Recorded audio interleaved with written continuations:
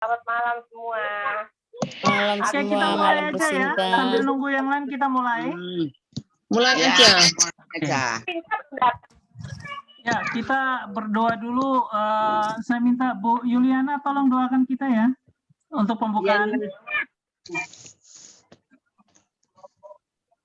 Ya Allah Bapa kami yang bertahta di dalam kerajaan surga, kami bersyukur dan terima kasih Tuhan karena pemeliharaan Tuhan kepada kami sepanjang hari ini mulai dari pagi hingga pada malam hari ini.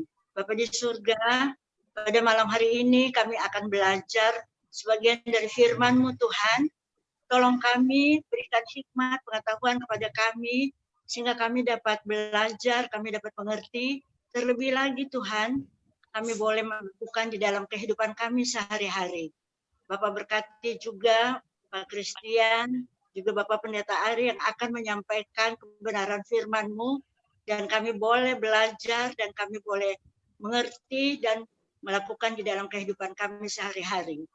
Hadirlah Bapak, pimpinlah persekutuan kami pada malam hari ini, sehingga kami boleh melakukannya hanya di dalam pimpinan kasih Tuhan saja.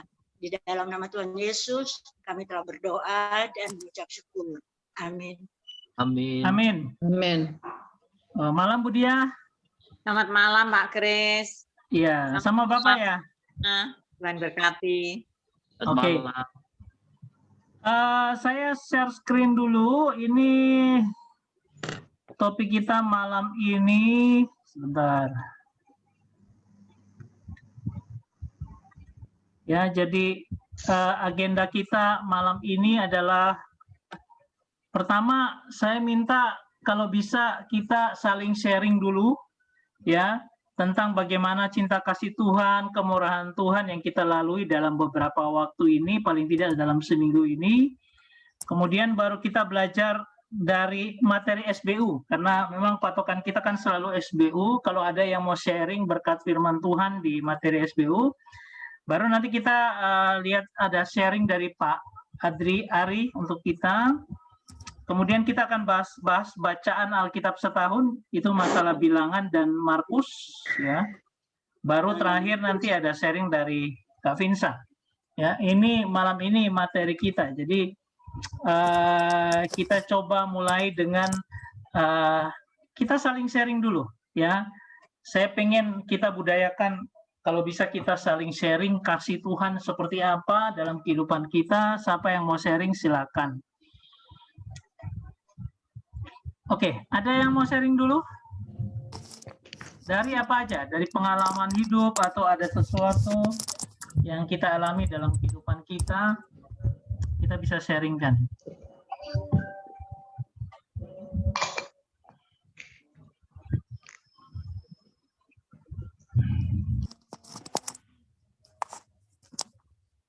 Gak ada yang sharing? Kita nggak biasa sharing, Pak Ari. Baru kali ini saya nantang sharing.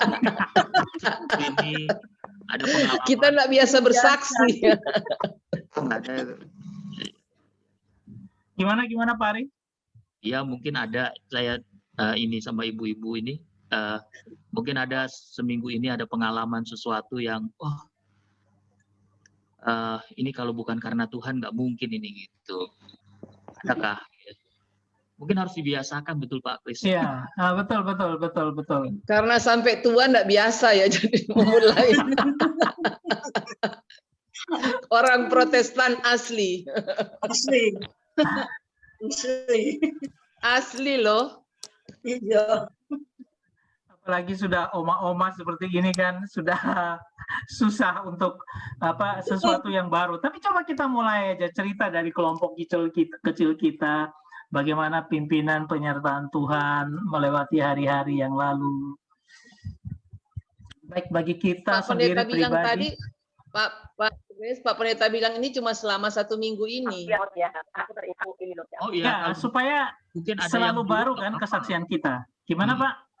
Mungkin kalau misalnya memang belum ada dalam 1 minggu ini, yang minggu lalunya juga nggak apa-apa kan Pak Kris? Ya, nggak apa-apa. Kalau gitu, kalau nggak ada saya aja. Ya, Pak baik. Kris. Iya. Ya, silakan Bu Wis. Dikasih keluar dong gambarnya Bu Wis. Keluar dong saya. Kangen. Kan kita mau temu.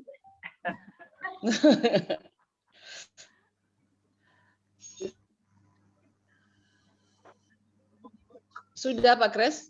Belum ada. Belum kelihatan. Gambarnya belum ada. Gambarnya tidak ada. Bu Wis. Terus gimana kasih keluar gambarnya?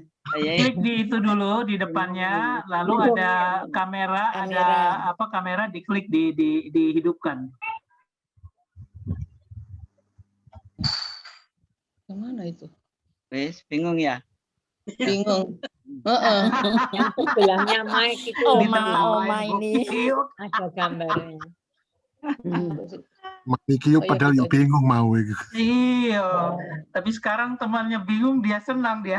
Ya senang anak Di mana Pak Kres? Yang ada Klik di apa layar, kemudian nanti muncul ada kamera di bawah. Yang Nah, kecil klik sebelah lagi kanan. kameranya. sebelahnya Mike. Sebelahnya Mike ditudul. Sebelah kanan kecil itu loh Bu Wis. Bisa itu. Ya, betul. Nah, itu Yes, pas. Oh, gitu. Kalau gitu saya mulai. Tapi bukan 1 minggu ini ya. Kan tadi Pak Pendeta bilang 1 minggu. Saya mau bersaksi untuk memasuki tahun ya sebelum di akhir tahun 2020. Ya tentunya kita punya harapan ya, kita berdoa supaya anak cucu kita, saya dan anak cucu itu dipelihara oleh Tuhan, karena lagi santer-santernya COVID-19, saya selalu berdoa supaya kami Tuhan jauhkan dari COVID Corona itu.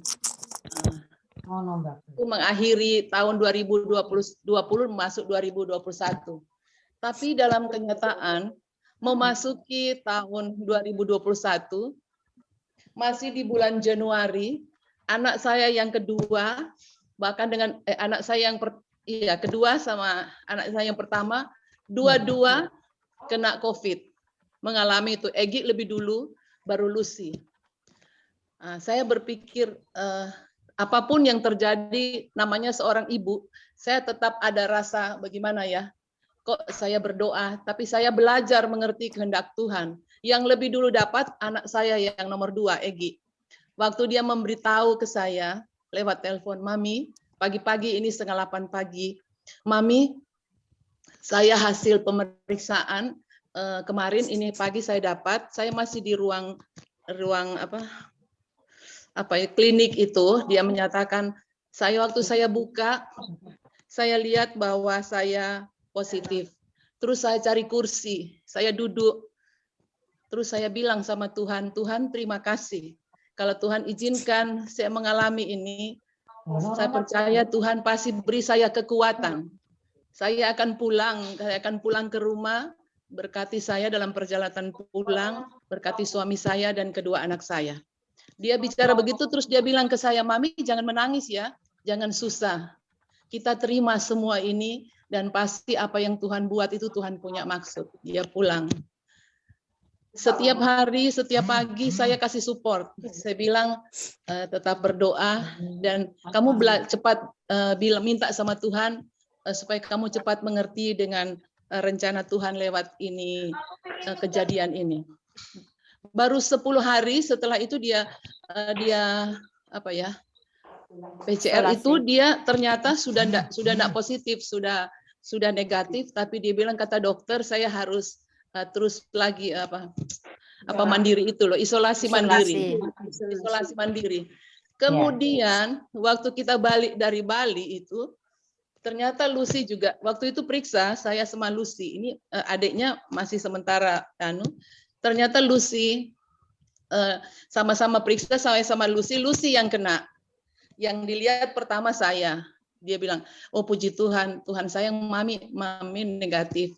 Waktu dia buka, dia punya hasil pemeriksaan itu, saya lihat dia kaget dan dia menangis. Karena kami di meja makan, dia bilang, Mami saya positif. Tapi sebelum makan, saya sudah berdoa, Tuhan sebentar lagi kami sementara menunggu hasil pemeriksaan itu, apapun yang hasil apa, beri kami bersukacita yang tidak susah, karena semua itu Tuhan berkenan, pasti Tuhan memberi jalan keluar yang terbaik. Dia menangis. Jadi saya melihat cara menerima kenyataan ini. Anak saya yang kedua itu dia tidak tapi Lucy itu dia menangis. Cukup lama dia tunduk, dia menangis. Menangis dan bukan menangis biasa. Dia menangis itu betul-betul menangis. Saya bilang, sudahlah. Yang penting kita ambil hikmatnya, terus dia langsung telepon Vensa, kasih tahu dapat yang itu. Dapat yang obat yang 3 itu. Dalam perjalanan itu, saya tadinya berpikir, kok saya minta sama Tuhan kita sehat-sehat, kok kedua anak saya itu Tuhan izinkan terjadi. Ternyata ada pergumulan saya yang buat anak cucu saya, Tuhan jawab dengan cara itu, kedua anak saya itu kena COVID itu. Dan yang saya mau sharing itu, tidak selamanya kita berdoa, Tuhan jawab dengan hal yang kita minta. Tapi lewat pergumulan kedua anak saya itu kena COVID, Tuhan jawab doa saya. Pergumulan saya buat anak cucu saya. Itu yang saya mau sharingkan, jadi apapun yang terjadi, itu bukan secara kebetulan, tapi Tuhan punya rencana. Dan saya bersyukur lewat kejadian itu Tuhan menjawab doa saya buat anak cucu saya. Itu aja. Terima kasih. Sudah sembuh kan? Sudah sembuh. Sudah sembuh. Itu aja Pak Kres, Pak Pendeta. Terima kasih. Karena tadi tidak ada yang Pak Kris, mic-nya, Pak. Ya, Pak Pendeta?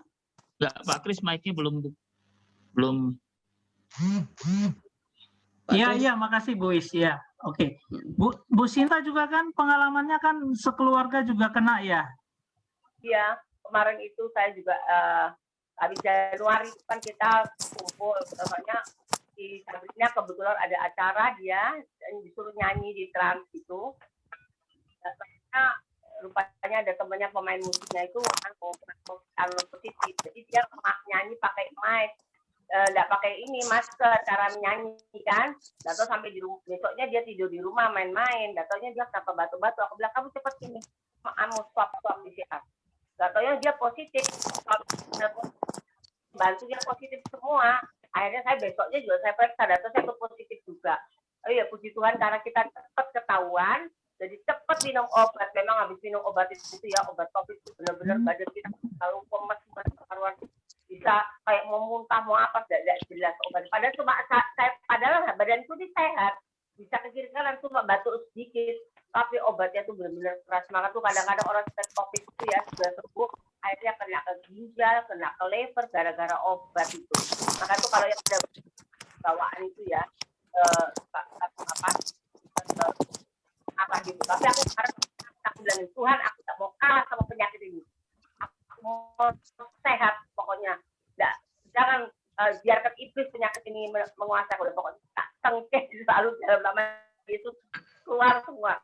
Akhirnya hati gembira, terus kita sukacita, tidak usah dipikirin, jadinya cepat sehat. Jadi aku minta kan habis itu sudah bisa makan, pokoknya banyak makan, banyak istirahat ya, jadi sembuh. Tapi aku teringat kakakku itu, padahal kita ya berdoa terus, setiap hari itu berdoa selama 10 hari itu kita semua grup itu doa dan persekutuan doa itu berdoa. Tapi memang orang waktunya Tuhan. Tidak. Ya, kalau udah waktunya Tuhan, ya biarpun bagaimana ya udah nggak bisa lagi. Tapi kalau belum waktunya itu banyak orang bersaksi, akhirnya diperpanjang umurnya. Ya, memang kadang-kadang kita berdoa kita nggak tahu itu semua rahasia Tuhan ya. Ya, kecuali yang mungkin si sakit sendiri yang minta kesembuhan kuat itu bisa ya. Kemarin ada teman saya itu ya udah sesek semua, nggak bisa napas, tapi sekarang ada pengobatan baru pakai oksigen atau yang disemprot itu bagaimana akhirnya dia bisa napas, padahal dia umurnya udah 80, akhirnya sembuh. Memang kalau waktunya Tuhan ya dia dikasih perpanjang. Maka itu kadang-kadang kita berdoa tapi ya jawaban itu Tuhan yang tentuin semuanya. Jadi kesaksian itulah bahwa tuh kalau kita selalu intim sama Tuhan dengan Tuhan. Terima kasih ya. Ya, terima kasih Bu Sinta. Ya, kalau kita mau lihat sendiri di Maranatha nih luar biasa. Kan yang dari balik pulang itu ada Bu Kiuk, juga sakit. Bu Lena Koli, Bu Tince, hampir rata-rata yang dari Bali itu pada kena semua. Alida juga ikut ke Bali, Alida juga kena. Ya, Alida. Iya. Jadi kalau mau dibilang di Maranatha udah hampir banyak sekali orang yang kena juga gitu. Hanya memang kita tidak pernah ngomong Maranatha sih, masing-masing dengan pribadinya kena sendiri, jadi tidak terkait dengan Maranathanya. Oke, ada lagi mungkin? Nggak tahu yang aku, mamaku bilang, tahu-tahunya kena COVID, kan? Jadi positif. Padahal kembali tanggal 5 ya. Tanggal 2, tanggal 3 aku positif ya, kan? Iya. Kalau udah. Oke, ada lagi yang mau sharing? Sebelum kita lanjutkan, oke. Saya rasa sharing cukup. Kita sekarang kita share tentang SBU. Kalau ada yang baca SBU, mungkin ada yang tidak dimengerti. Nggak nyanyi dulu lah. Nyanyi. Bu Sinta nyanyi? Enggak, itu bisa aja. Kamu Sin. Kamu nyanyi, kamu bilang aku hafal tadi. Ini kan nggak pakai nyanyi kalau ini hari Selasa. Nanti besok ada ibadah.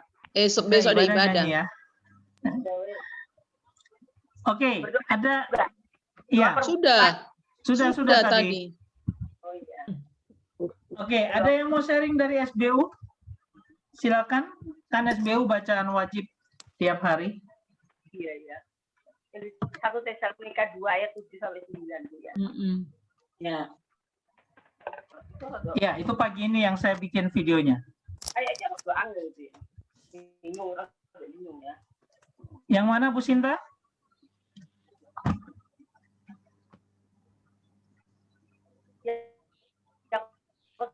Tadi lihat ini apa videonya.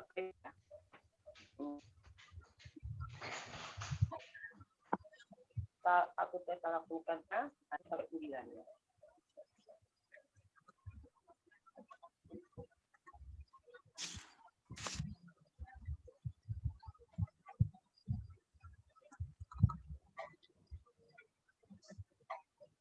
Saya coba sharing dulu ya saya ya, dari video saya putarkan lagi supaya kita melihat lagi.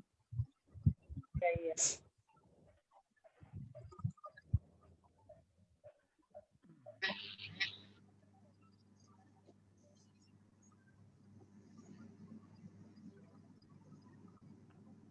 Coba kita lihat video yang saya buat, ini kan untuk yang hari ini ya.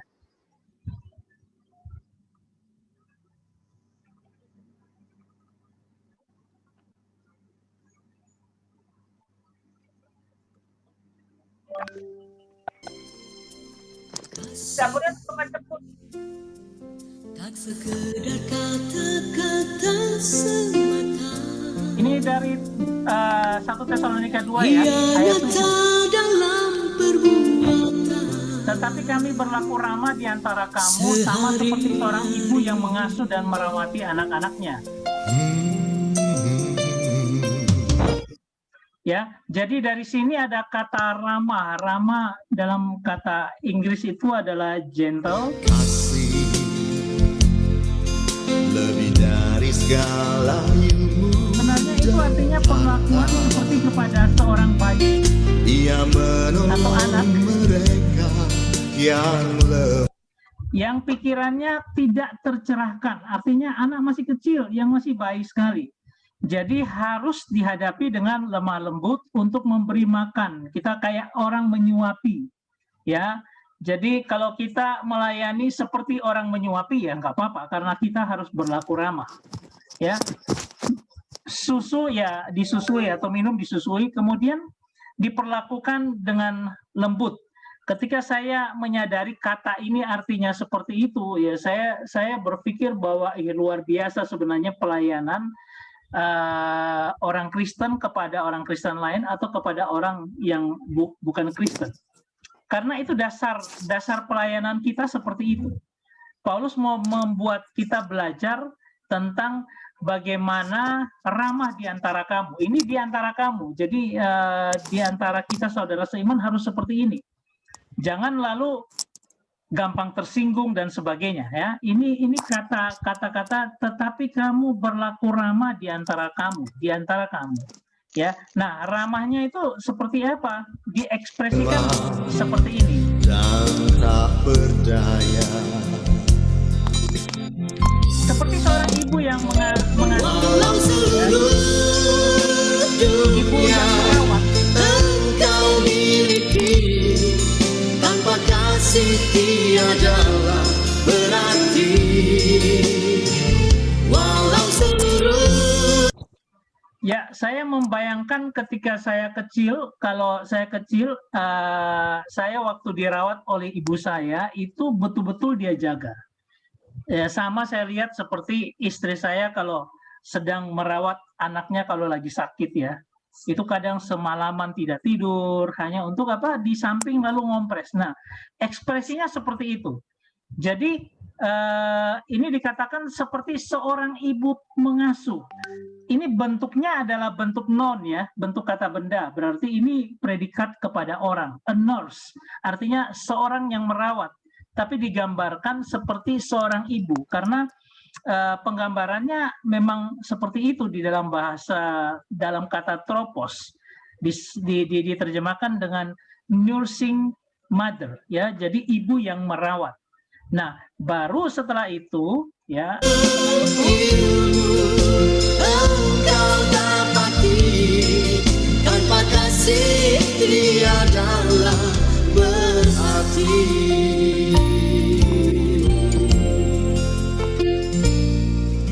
Kata talpo ini menunjukkan kehangatan kasih sayang. Bagaikan pelita di malam hari, menunjukkan jalan bagi mereka. Jadi tadi bendanya menunjukkan predikat seorang ibu yang mengasuh, ya. Tapi kalau ini adalah aktivitasnya, verbnya, kata kerjanya. Dia apa? Dia lakukan apa? Dia lakukan perawatan itu dengan kehangatan kasih sayang, ya. Jadi saya menggambarkan ini kalau orang Kristen seperti yang dimaksudkan oleh ayat ini itu menjadi luar biasa. Karena apa? Kita sudah tidak ada saling marah, kita tidak boleh, kita harus bisa saling melayani dengan penuh kehangatan, jangan tersinggung dengan kata-kata, tidak gampang tersinggung. Nah, itu yang seharusnya kita sebagai anak-anak Tuhan itu melakukan itu dalam kehidupan kita. Ya, ini adalah ayat yang sederhana, tetapi ekspresinya itu sangat dalam. Ya. Nah, ini karakter pelayanan Kristus sebenarnya seperti ini. Sampai sedemikian dalamnya sehingga kita menunjukkan kasih dan kepedulian. Tanpa kasih tiada berarti. Walau seluruh ilmu. Nah, jadi kalau misalnya kita menyatakan diri sebagai pelayan Tuhan, hamba Tuhan, ini saya tadi sebarkan ke kelompoknya kita PA, tidak sampai ke jemaat, hanya sampai dengan presbiter. Ya, saya katakan bahwa kalau memang betul-betul memiliki karakter pelayanan Kristus, ya kita harus seperti ini. Kita membalut yang terluka, kita merawat yang terluka, membalut hati yang sakit. Nah, ini jangan sampai karena sikap kita akhirnya membuat orang lain tersinggung atau bahkan dengan sengaja memanas-manasi orang.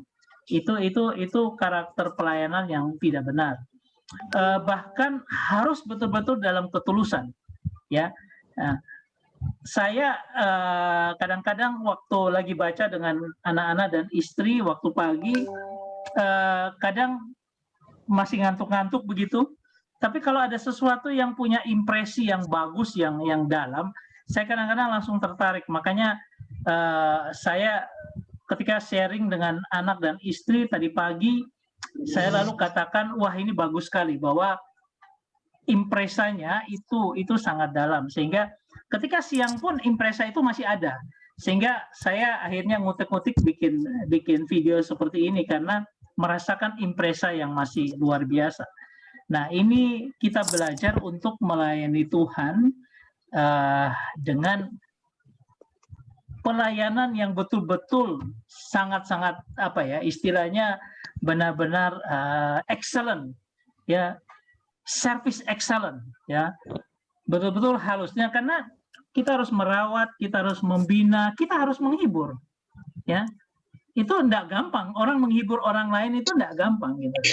Membina orang lain, ya, ini kalau mau dihitung-hitung dari PA Kecilung, ya, Bu Sinta, ya, ini lanjutannya dari PA Kecilung, itu sudah berapa? Hampir 20 tahun loh.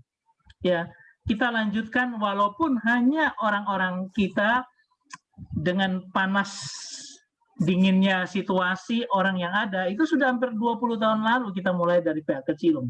Tapi ya nggak apa-apa. Kita harus melayani itu dengan membina, membalut yang luka, menasehati, membimbing. Nah, itu harus kita lakukan. Nah, ini contoh yang harus kita lakukan dalam kehidupan kita pribadi lepas pribadi juga. Ya. Nah, oke, itu dari saya tentang SBU. Saya nggak tahu teman-teman yang lain SBU-nya yang hari yang apa, mungkin ada yang terkesan dengan hal seperti ini. Silakan yang lain mungkin. Saya dulu ya. Oke, Pak Ari gimana? Oke, Pak Pendeta. Ini belum sharing ya, belum sharingnya Pak Ari ya. Oh iya, iya. Oh, iya. belum. Nah, saya juga terkesan dengan video tadi itu, dan kemudian saya ingat soal hospitality ya. Oh, Masuk di dalamnya adalah keramahan. Wah, luar biasa kalau ini yang kita tumbuhkan di tengah persekutuan kita gitu loh. Keramahan, teologi hospitality, teologi keramahan. Bagaimana orang yang masuk dalam persekutuan itu merasakan kehangatan gitu. Kadang jujur ya, saya sebagai pendeta juga malu ketika misalnya ada tamu datang di tengah persekutuan kita, dia tidak merasakan keramahan itu gitu loh. Sepertinya seperti kayak ada apa ya, ada jarak gitu. Nah, berharap bukan hanya dengan orang yang kita kenal, tetapi semua orang yang tidak kita kenal, ketika dia masuk dalam lingkungan kita, dia merasakan keramahan itu, dan itu langkah awal dalam penginjilan menurut saya. Kita harus hadirkan itu, walaupun memang kita mulai dari lingkungan kita sendiri ya. Kita ramah dengan ya khususnya orang-orang yang kita anggap mungkin lebih kurang dari kita. Beberapa gereja misalnya sudah membangun bagaimana ramah dengan anak-anak. Apakah gereja kita sudah membangun keramahan dengan anak-anak gitu?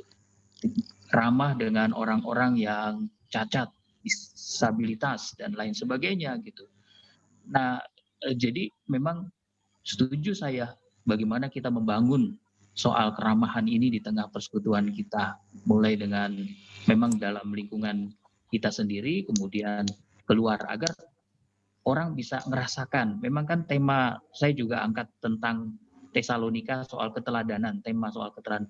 Apakah orang merasakan apa ya, berarti, dihargai di apa ya, di tengah-tengah ketika dia hadir bersama dengan kita, atau dia merasa tertolak gitu. Ya, itu yang bicara soal keramahan, bagaikan seorang ibu. Kalau Pak Kris angkatkan di sini bagaikan seorang ibu. Kalau SBU itu menarik juga, teologi Calvin bicara gereja adalah seperti ibu. Gereja adalah ibu yang merawat.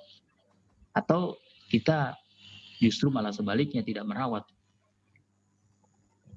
Nah, ini yang menjadi apa namanya, proses belajar kita sebagai orang percaya di tengah persekutuan maupun di tengah lingkungan keluarga kita sendiri. Itu yang saya bisa bagikan, Pak. Iya, oke. Makasih banyak, Pak Ari. Ada lagi yang lain mungkin? Ya. Ya, Kak Binsa. Kalau kita lihat dari ayat 5-6 itu jelas-jelas mengapa bisa seperti ibu. Itu kan ya. Ibu itu hubungannya erat sekali sama anak karena ada memiliki kandungan. Kenapa tidak menggunakan bapak atau ya bapak, karena bapak itu tidak ada kandungan. Tetapi kalau mengapa menggunakan ibu? Karena memiliki kandungan.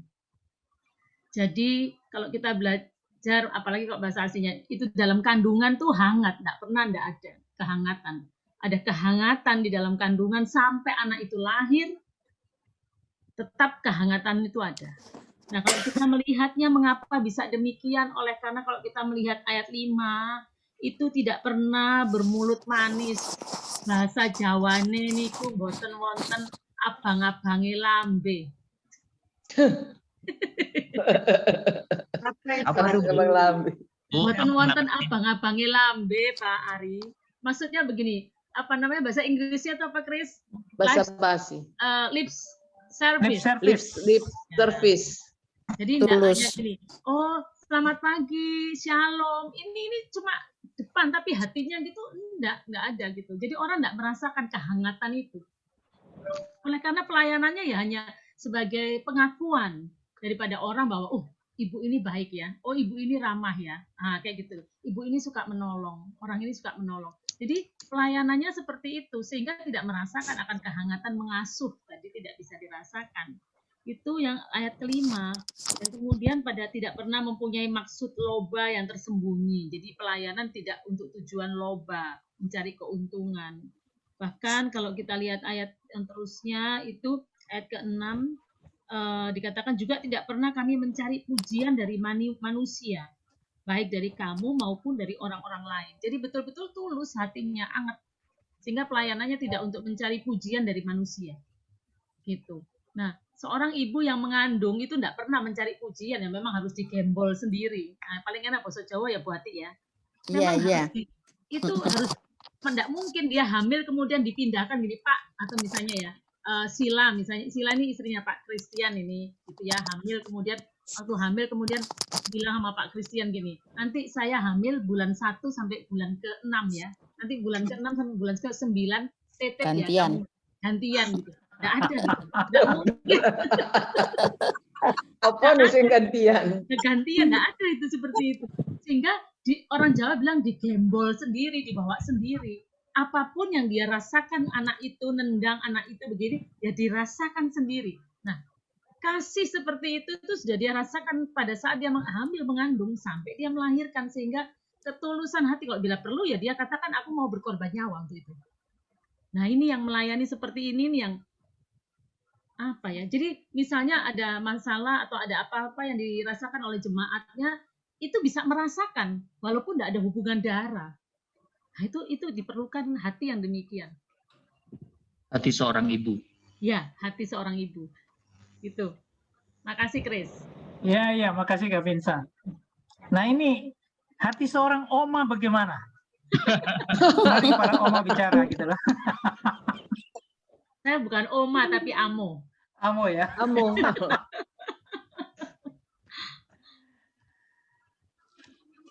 Iya, banyak sekali hal-hal yang kita bisa gali dari hospitality ya, keramahan. Ya, seorang oma juga punya keramahan yang sangat-sangat, bahkan ada yang ini ya, yang begitu sayangnya kepada cucunya gitu loh, sehingga wis apapun juga pokoknya hanya cucu aja. Salah asuhan. Tapi kadang-kadang jadi kebablasan gitu kan. Jadi jadi terlalu apa istilahnya dimanja. Nah, itu juga jadi masalah. Tapi kayaknya ibu itu proporsional ya. Ya. Proporsional. Ya. Kasihnya ada, pendidikannya ada, semuanya ada. Tapi kalau seorang oma, kebablasan gitu loh. Ya. Kasihnya kebablasan. Karena itu nggak ditulis di situ oma, tetapi oma ya.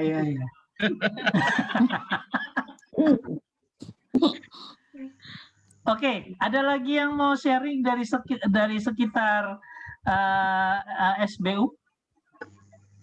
SBU-nya sudah itu, tapi nanti yang ada yang bacaan Alkitab hari ini tuh. Oke.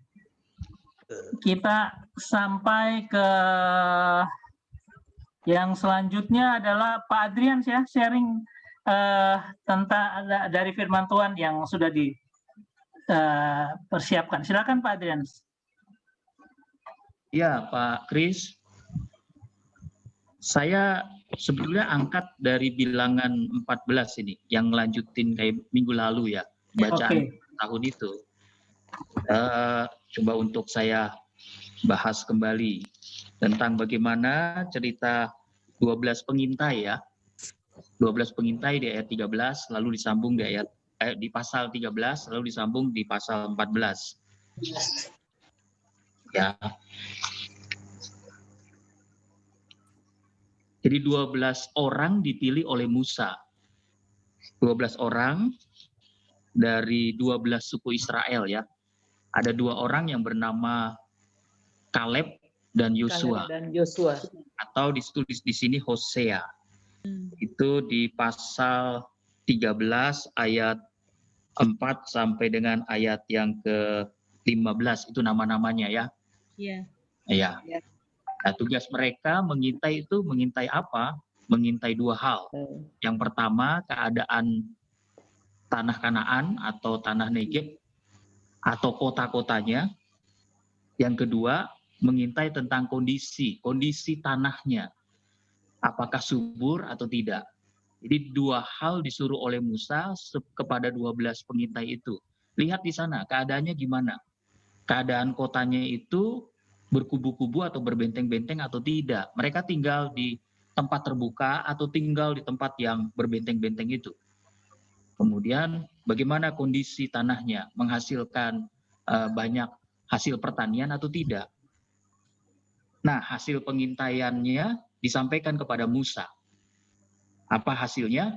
Wah, tanahnya luar biasa. Penuh susu dan madu, katanya begitu ya. Tetapi katanya, orang-orangnya yang tinggal di sana itu raksasa-raksasa semua katanya. Ada orang-orang enak katanya. Memang ada yang tinggal di tepi Sungai Yordan, itu orang Kanaan. Ada yang di pegunungan, itu orang Amori, orang Yebus, orang Het. Ya, di tanah Negeb itu orang Amalek.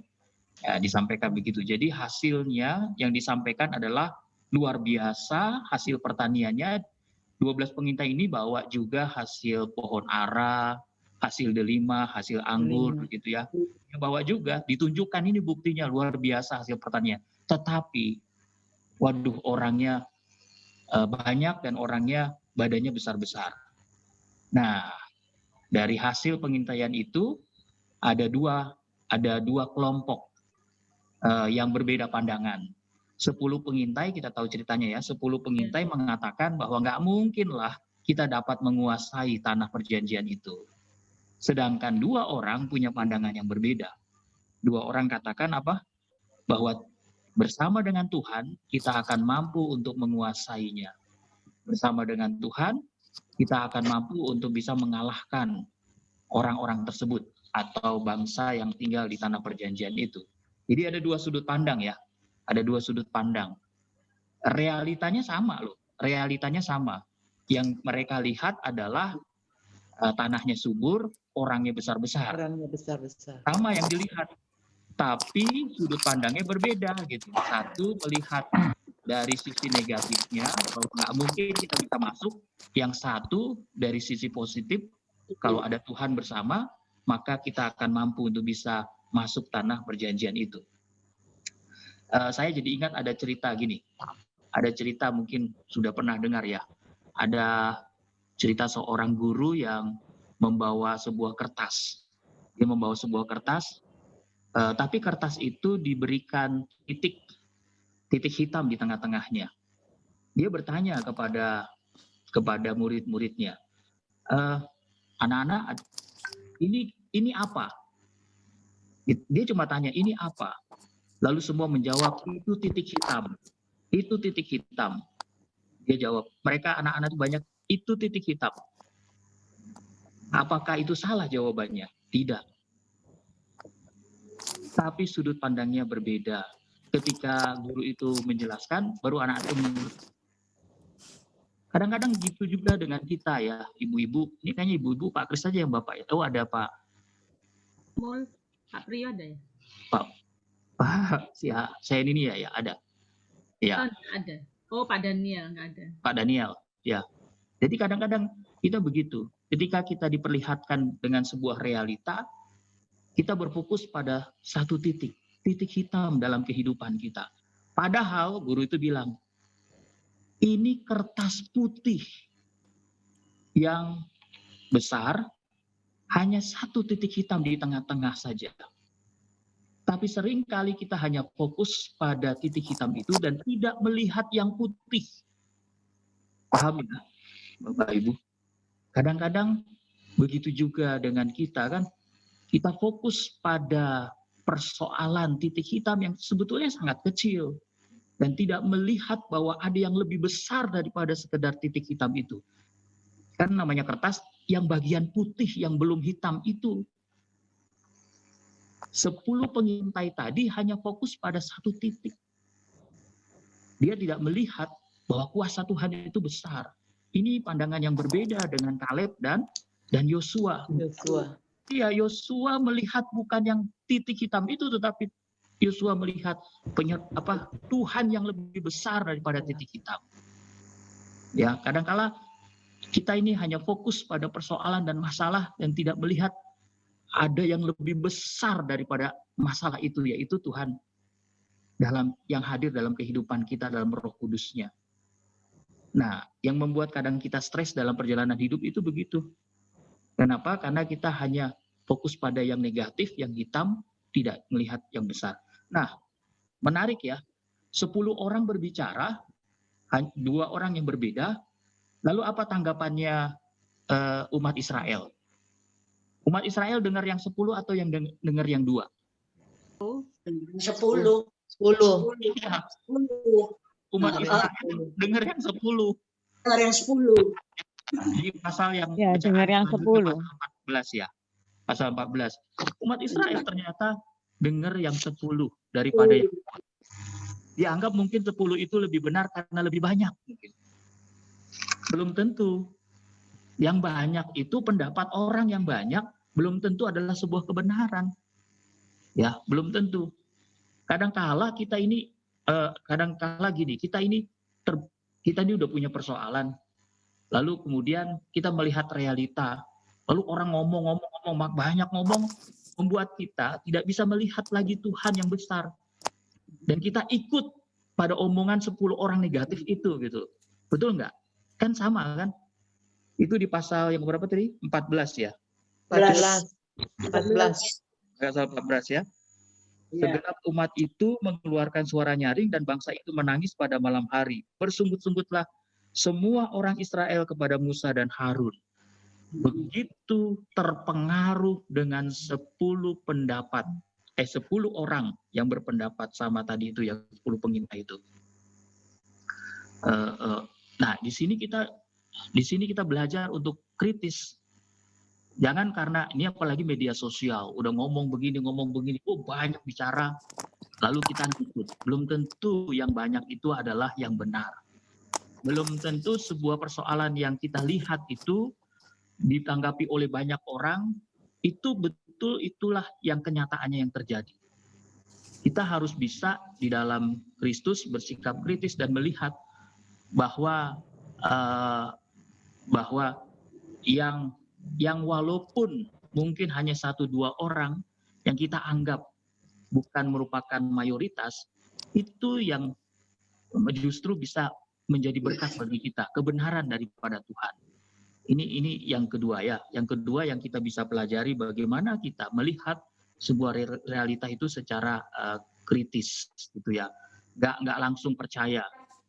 Ada masalah-masalah dalam kehidupan kita.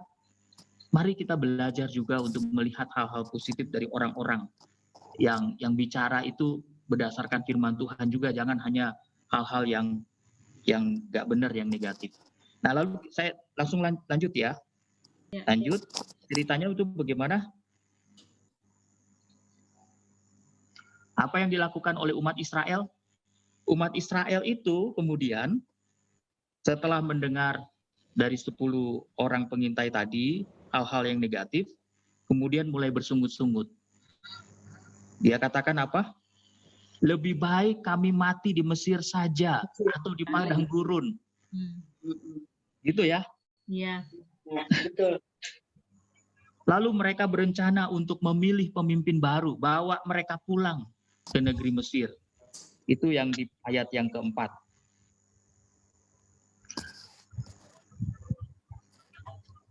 Itu sangat melukai hati Tuhan. Bagaimana bisa orang Israel yang telah dituntun sampai sejauh ini, sampai mau masuk ke tanah perjanjian, tapi mereka malah bersungut-sungut, malah mau memilih pemimpin yang baru. Ya, apalagi Musa yang mendengarkan, wah dia pasti sangat terluka hatinya karena seakan-akan dia tidak dianggap sebagai pemimpin. Tapi menarik ya, apa yang terjadi? Apa yang terjadi kemudian di ayat yang ke-11 ya. Ya. Tuhan berfirman kepada Musa, untuk menghukum bangsa Israel. Lalu membuat Musa menjadi bangsa yang besar. Kalau saya sebagai Musa, mungkin saja saya bilang, ya Tuhan hukum saja. Saya pun tidak diakui lagi sebagai pemimpin, tapi Musa tidak begitu. Musa membela bangsa Israel di hadapan Tuhan. Ya, ceritanya begitu ya. Lalu Musa katakan kepada Tuhan, janganlah engkau melakukan itu semua. Kenapa? Jangan sampai kedengaran orang Mesir. Jangan sampai kedengaran orang Mesir, ternyata Tuhannya orang Israel itu nggak mampu membawa bangsa Israel ke tanah perjanjian. Karena nggak mampu, maka dibinasakan di padang gurun. Nah gitu. Jadi artinya Musa itu, walaupun seakan-akan ditolak, tetapi dia tetap membela bangsa Israel di depan Tuhan. Musa tetap menjadi pendoa syafaat bagi orang Israel. Musa tetap meminta pengampunan bagi orang Israel kepada Tuhan. Jadi Musa itu berdiri seakan-akan di depannya umat Israel, di hadapan Tuhan, mohon supaya Tuhan mengampuni akan kesalahan orang Israel. Nah, saya coba untuk menarik pelajaran di sini apa? Bagaimana kita juga bersikap seperti Musa, tetap membela orang-orang yang kita kasihi di hadapan Tuhan, yang kita lihat memang mungkin saja mulai menyimpang dari apa yang Tuhan kehendaki. Tadi orang Israel itu nggak tahu diri lah, itu bisa dikatakan nggak tahu diri. Sesungguhnya sudah dilihat mukjizat banyak Tuhan sudah lakukan, tapi karena masalah kecil saja, karena omongan dari 10 pengintai saja, maka mereka kemudian bersungut-sungut gitu. Nah, bagaimana Tuhan tidak marah, tetapi Musa tetap membela Tuhan. Musa tetap berdoa kepada Tuhan dan meminta Tuhan boleh mengubah. Dan luar biasanya memang kemudian Tuhan memberi pengampunan. Tapi Tuhan tetap memberikan hukuman. Hukumannya apa tuh? Di ayat-ayat berikutnya. Mereka tidak boleh masuk ke Kanaan. Iya. Nggak masuk ke tanah Kanaan. Angkatan berikutnya. Yang berumur 20 tahun ke atas nggak boleh masuk. 20 tahun ke atas nggak boleh masuk ke tanah perjanjian. Ke tanah Kanaan. Nggak boleh masuk. Mereka di padang gurun. Bahasanya di sini mereka akan menjadi bangkai. Sedangkan yang anak-anak mereka lah yang akan menikmati tanah perjanjian. Generasi berikut. Ada 2 orang yang boleh diizinkan. Siapa itu? Kaleb dan Yosua. Kaleb dan Yosua. Ya. Tetap hukuman diberikan oleh Tuhan, tapi Tuhan memberikan pengampunan. Kita belajar. Mungkin Tuhan pakai kita juga ya dalam perjalanan hidup kita seperti Musa, menjadi pendoa bagi orang lain, menjadi pembawa syafaat kepada Tuhan. Siapapun dia, orang-orang sekitar kita, mungkin dia adalah anak kita, saudara kita, yang kita anggap bahwa ini sudah nggak benar, hidupnya jauh dari Tuhan. Jangan bosan-bosannya kita berdoa, apalagi sebagai pelayan-pelayan Tuhan. Kita selalu berdoa dan memohon kepada Tuhan memberikan pengampunan. Tetapi semua otoritas Tuhan. Tuhan mau buat apa sama mereka? Tapi setidaknya kita itu belajar dari Musa menjadi pendoa, menjadi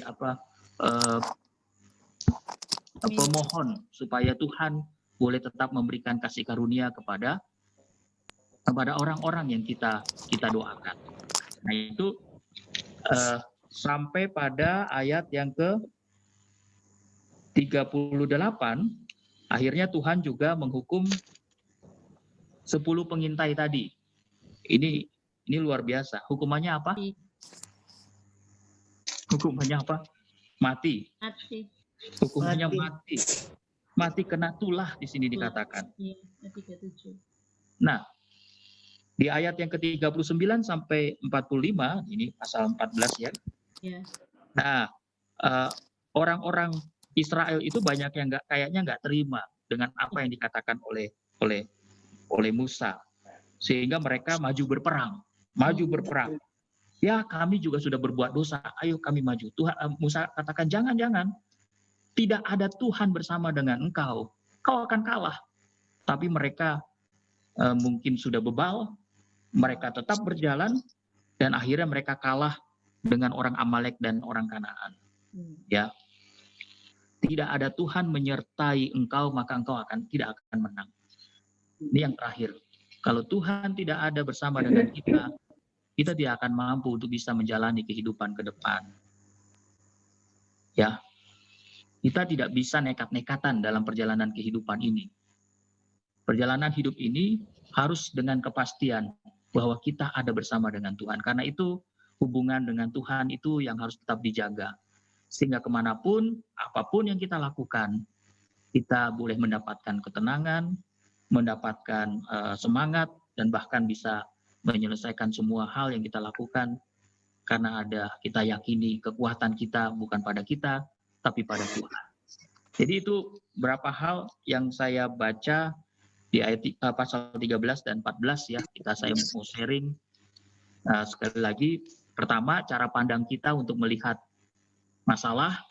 Jangan hanya melihat satu titik persoalan, lihatlah lebih luas. Kertas putih itu, ada Tuhan yang lebih besar dari masalah itu. Yang kedua, jangan sampai kita gampang saja terpengaruh dengan omongan orang yang negatif, sehingga malah memperbesar seakan-akan masalah yang kita lihat dan melupakan kasih Tuhan atau kuasa Tuhan yang lebih besar. Dan yang ketiga ini, saya ulangi lagi berbicara tentang bagaimana kita belajar sama seperti Musa menjadi pendoa syafaat bagi orang-orang sekitar kita. Dan yang terakhir, jangan nekat dalam menjalani kehidupan, tetap yakinkan diri bahwa kita ada bersama dengan Tuhan, Tuhan ada bersama dengan kita. Kalau dia ada, ya masalah sebesar apapun, pergumulan apapun, tadi kita sudah sharing ya. Saya berharap minggu depan ada sharing lagi Pak Kris. Kita lihatnya gitu, lihat bagaimana kuasa Tuhan yang besar dalam kehidupan kita. Tuhan Yesus memberkati. Minggu depan ini pola ini kita jadikan kebiasaan ya, sharing, kemudian kita SBU, kemudian kita sharing mungkin dari Pak Ari atau Pak Vinsa nanti sharing, atau yang lain juga kita kalau ngundang yang lain mungkin. Nah setelah itu kita tetap bacaan setahun tetap kita jalankan ya. Oke, terima kasih Pak Ari sudah sharing dengan dia. Mungkin ada yang mau bertanya tentang topik ini, silakan, karena ini kan kita PA, jadi silakan. Kalau ada yang mungkin belum mengerti, Bu Sinta atau siapa biasanya belum mengerti? Ya, Kak Vinsa. Boleh menambahkan ya Pak Pendeta? Iya. Boleh Bu. Ya. Karena beberapa minggu ini semua pasti melihat itu, ada yang sharing video tentang seorang bapak yang anaknya itu datang ke dia kemudian ngomong gini, lihat pesawat gitu. Pesawat itu kecil ya Pak, gitu ya. Karena di atas di langit kan lagi terbang, kecil ya tuh pesawatnya. Ya kecil. Kemudian sama bapaknya dibawalah anak itu ke airport, ditunjukkan pesawat itu. Wah, anak itu kaget, besar ya Pak pesawat itu. Gitu. Kemudian bapaknya katakan gini, kalau kamu dekat sama bendanya, sama Tuhan, kamu akan melihat kebesarannya. Tetapi kalau kamu jauh daripada Tuhan, maka kamu akan melihat kecilnya Tuhan itu. Sehingga 10 orang tadi itu, ya seperti tadi itu, jauh dari Tuhan sehingga dia lihatnya itu kecil sekali Tuhan gitu. Takut dia tadi mau masuk 10 orang pengintai tadi. Tapi 2 orang itu, Kaleb itu sama Yosuanya, karena dia dekat di airport tadi, dia lihat besarnya pesawat dan lihat besarnya Tuhan, nggak takut. Seperti itu. Jadi itu cerita yang video yang beberapa waktu ini kita sharing, nggak tahu saya di Pronimos atau di mana ya, saya lupa. Apakah di grup Presbyter atau saya mungkin karena grup saya banyak sekali, jadi ada seperti itu video di sharingkan. Banyak. Iya. Sama, Bu. Nah, jadi lihatnya begitu. Tapi waktu diajak ke airport, ternyata ya ini kalau kamu dekat sama Tuhan, kamu bisa kelihatan tuh betapa besarnya Tuhan. Tapi kalau kamu jauh dari Tuhan, ya itu tadi kamu lihat pesawat itu kecil sekali seperti itu. Nah, yang berikutnya adalah walaupun kita orang Surabaya, jangan bonek ya. Jadi seperti tadi yang keempat atau ketiga itu ya, seperti Pak Pendeta tadi katakan, jangan kita bonek. Jadi betul-betul percaya kepada kuasa Tuhan itu yang terutama. Seperti itu. Jadi rahasianya hanya itu, dekat sama Tuhan, kelihatan Tuhan besar. Kalau jauh dari Tuhan, ya lihat kuasa Tuhan kecil. Hanya itu aja. Sebetulnya tidak ada yang lain. Itu aja, Chris. Oke, makasih Kak Vinsa. Oh iya, Mbak, boleh tambah sedikit? Oke, iya silakan Pak Ri. Kan menarik ya. Jadi orang Israel itu mendengarkan 10 orang tadi. Sampai dia menolak Kaleb dan Yosua yang berbicara berbeda. Bahkan di ayat 10, pasal 14 ayat 10. Dilemparin. Iya, dilemparin batu. Dilempari dengan batu. Iya. Ya ini saya membayangkan begini, ada 2. Yang pertama, kalau kita sebagai umat Israel, hati-hati. Belum tentu orang yang berbeda pendapat itu salah. Bisa jadi mereka yang benar, walaupun mereka mungkin sedikit saja yang tidak diperhitungkan orang. Jangan-jangan Tuhan pakai mereka untuk kita. Tapi karena kita lebih dengar yang banyak, dan mungkin juga karena negatif di kepala kita dengan masalah kita, lalu kemudian kita tidak terima omongan yang 2 orang ini.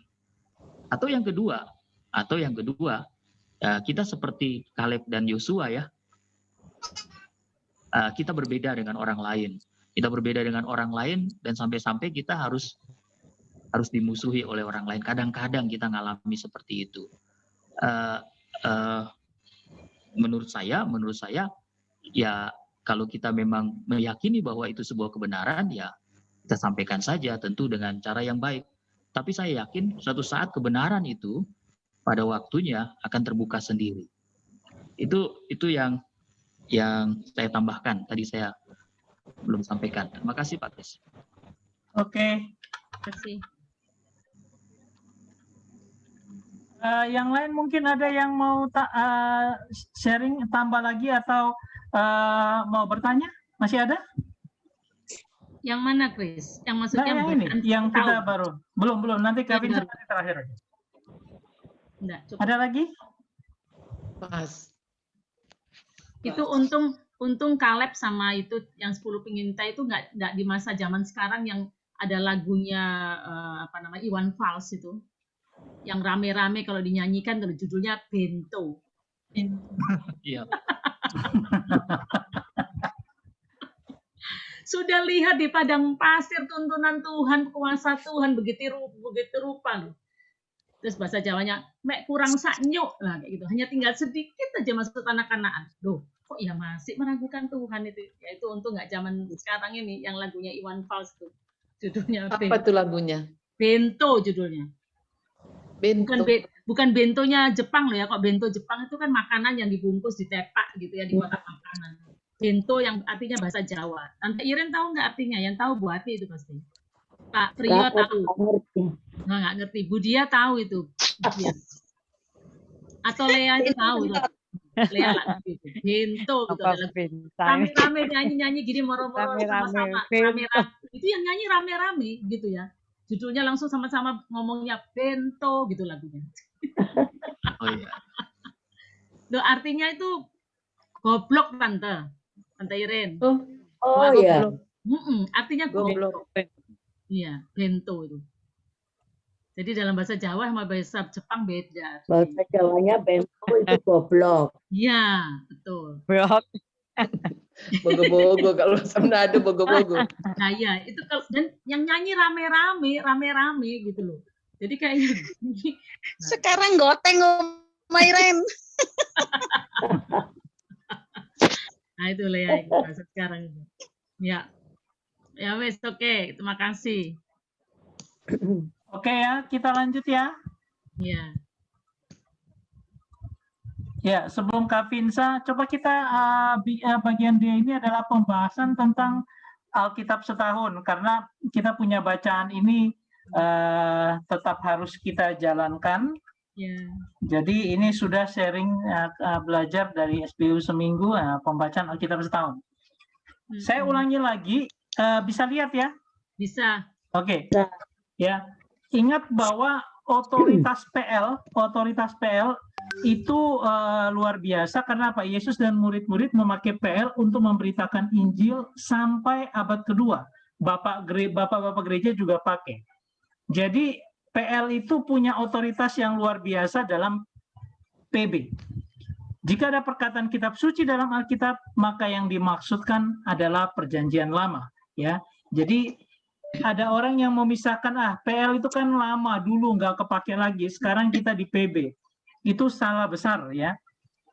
Nah, ini hubungan antara PL dan PB, saya ulangi lagi ini, ada dua slide ini yang penting. PL itu hanya bayangan, ya, bayang-bayang. Sedangkan PB itu realisasi daripada bayang-bayang itu. PB banyak mengutip PL, ada 3 kutipan besar dalam PB, yaitu bisa Yesaya, Mazmur, dan Ulangan. Ya, jika hendak mempelajari PL, maka harus memakai PB supaya mengerti. PB itu kita mungkin tidak bisa mengerti, kalau kita bisa belajar PL, kita akan mengerti secara keseluruhan konsep pemahamannya. Ya, sehingga kita tetap akan belajar di PL, tapi kita juga akan menggali di PB sama-sama. Nanti kita akan melihat koneksinya, hubungannya.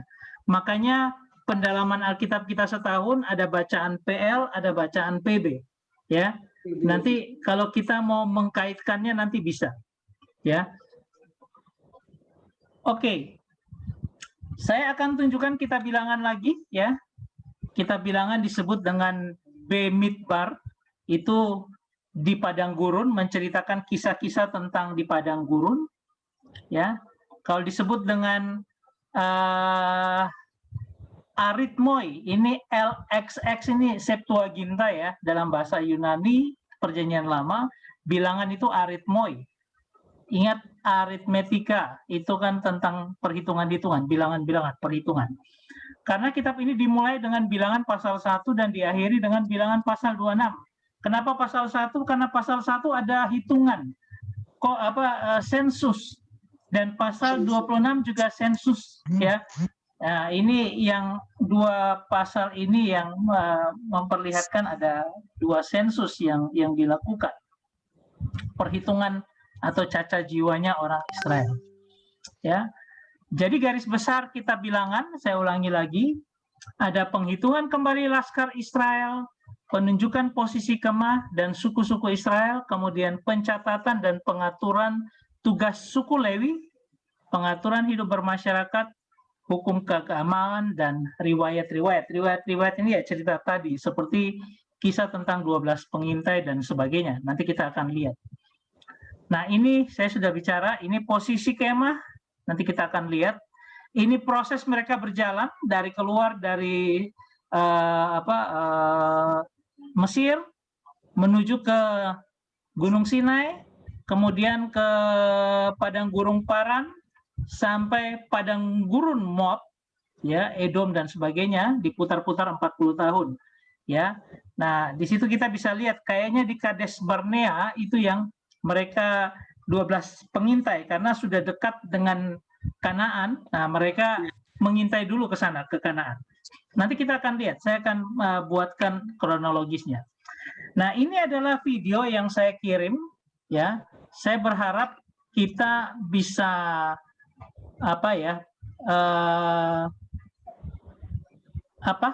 belajar dari video ini. Ini sangat sederhana tapi bagus ya. Saya putarkan, kita coba lihat bersama bagian dari pasal 1 sampai dengan 12 kalau nggak salah ini.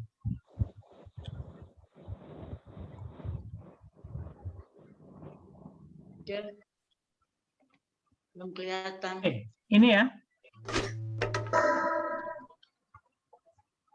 Kitab Bilangan seringkali diabaikan karena memiliki nama yang sangat membosankan. Ya, sangat disayangkan.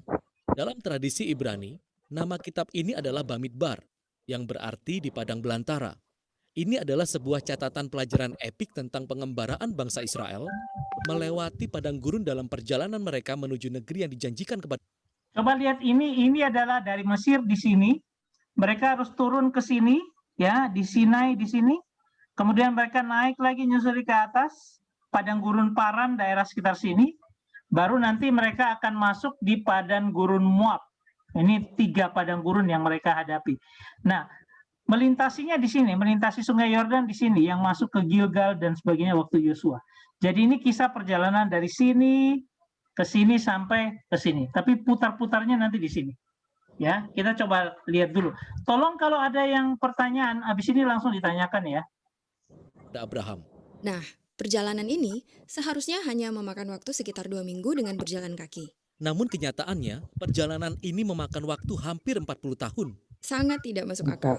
Itu hampir setengah dari umur seseorang. Ya, ini adalah perjalanan berkemah yang panjang yang memiliki berbagai kisah menarik.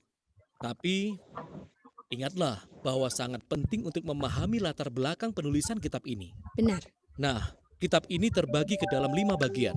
Ada 3 lokasi padang gurun yang dipisahkan oleh 2 perjalanan yang menghubungkan semua bagian. Ya, jadi ini adalah dari mulai di Sinai, kemudian 10 sampai 12 itu mereka dalam perjalanan, ke 13 sampai 19 itu mereka di padang gurun Paran, kemudian mereka jalan lagi 40 tahun keliling-keliling itu di daerah Moab, di padang gurun Moab. Ya, nah ini yang menggambarkan seluruh kitab Bilangan ini. Ya. Padang gurun yang pertama adalah Gunung Sinai yang terletak tepat di sini di peta ini. Dan di bagian kedua, mereka melakukan perjalanan ke suatu wilayah yang disebut Paran. Dan banyak hal yang terjadi di padang gurun Paran. Dan bagian keempat adalah tentang perjalanan bangsa Israel ke Moab. Kitab ini diakhiri dengan sebuah bagian besar yang terjadi di padang gurun Moab, tepat di seberang Sungai Yordan dari Tanah Perjanjian.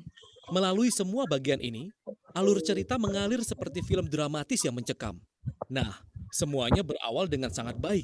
Tetapi kemudian perjalanan ini menjadi sangat mengerikan. Semuanya diakhiri dengan sebuah momen penebusan terakhir, sebuah tindakan anugerah Allah yang mengejutkan. Oke, mari kita ikuti kisahnya. Semuanya berawal di padang belantara di Gunung Sinai. Kita menjadi sangat akrab dengan gunung ini. Ya, jika kamu mengingatnya, Israel datang ke sini setelah dari Mesir. Mereka membuat perjanjian dengan Allah di sini, menerima 10 perintah Allah di sini, dan membuat kemah suci di sini. Mereka berada di gunung ini selama 1 tahun penuh. Lalu, mereka mengadakan sensus untuk menghitung jumlah penduduk sebelum mereka bersiap untuk pergi. Benar. Dan mereka diberi instruksi tentang bagaimana harus mengatur orang-orang ini di dalam perkemahan. Hadirat Allah ada di dalam kemah suci, lalu suku Lewi dan para imam di sekelilingnya. Lalu kemudian suku-suku yang lain di sekeliling mereka.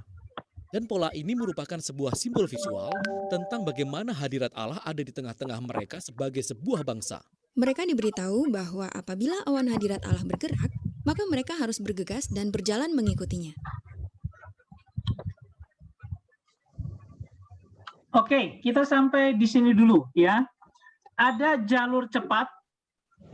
Kalau jalur cepat ini sebentar aja 2 minggu selesai. Ada jalur yang semestinya bisa setahun. Tapi ada jalur yang memutar. Ini yang 40 tahun sampai di Kanaan ya. Ini yang membuat mereka dikuburkan, yang orang-orang yang keras kepala itu semua bangkai-bangkainya dikubur di padang gurun ya. Supaya mereka tidak masuk tanah Kanaan. Ya. Nah, kota-kota pengasingan yang ada ini di jalur yang ditetapkan, jalur yang memutar, kembali lagi ke jalurnya dan sebagainya. Ini ada kota-kota yang mereka hadapi karena perjalanan yang demikian panjang ya. Kemudian ini ada perhentian pertama di Sukot. Kemudian Etam, perlindungan tiang awan dan tiang api, kemudian Migdol itu persiapan untuk menyeberang Laut Kolsom dan lalu mereka menyeberang. Ini dari Mesir sampai ke lewat Laut Kolsom. Kemudian Laut Kolsom sampai sebelum Sinai ada Elim yang kita belajar kemarin dari bahannya Cindy. Ya. Kenapa halo? Oke, saya lanjut ya. Kemudian padang gurun Sinai itu sudah mulai dapat mana? Ada Dolka Alus Rafidim, air keluar dari batu ketika peperangan melawan Amalek. Di padang gurun Sinai ada 10 hukum Taurat dan kemah suci. Ya. Nah, ini apa ini aja? Mereka mengintai Kanaan di Ritma. Ada minta daging dan Tuhan kasih. Ini proses perjalanannya. Kita bisa baca detailnya sendiri. Nah, ini ada persinggahan-persinggahan, ya. Jalur mereka kembali. Ada Miriam mati dan sebagainya. Saya rasa ini nggak terlalu. Harun mati, kepemimpinan diserahkan kepada anaknya Eleazar. Kemudian Musa mati, kepemimpinan diserahkan kepada Yosua, bukan kepada anaknya. Mengapa? Karena Tuhan yang memilih. Yosua ini seseorang yang berbeda karena memang dia merupakan seorang hambanya Musa, tetapi akhirnya dia menjadi hamba Tuhan langsung dengan Tuhannya sendiri. Dan dikatakan bahwa dia punya roh yang beda, ya, roh yang excellent, roh yang luar biasa. Ya, jadi Musa dan Harun tidak bisa masuk ke negeri perjanjian. Nah, ini terakhir kita. Nah, sekarang kita akan lanjut ya dari Gurun Sinai ketika mereka sudah berkemah, kemudian apa yang mereka lakukan ya? Ya, tabut perjanjian diangkut oleh suku Lewi yang berjalan paling depan. Kemudian diikuti oleh suku Yehuda dan suku-suku lainnya. Perintah ini juga merupakan simbol bagaimana hadirat Allah yang kudus adalah pemimpin mereka dan membimbing melalui padang gurun. Kita mengawali bagian kedua dari buku ini dengan antusiasme ketika bangsa Israel meninggalkan Gunung Sinai menuju Paran.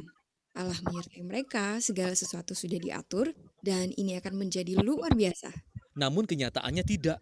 Setelah 3 hari saja dalam perjalanan, mereka mulai mengeluh tentang rasa lapar dan haus. Bahkan saudara-saudara Musa mulai mencaci maki Musa di hadapan orang Israel. Nah, ini dia menggambarkan mentalitas daripada orang Israel ya.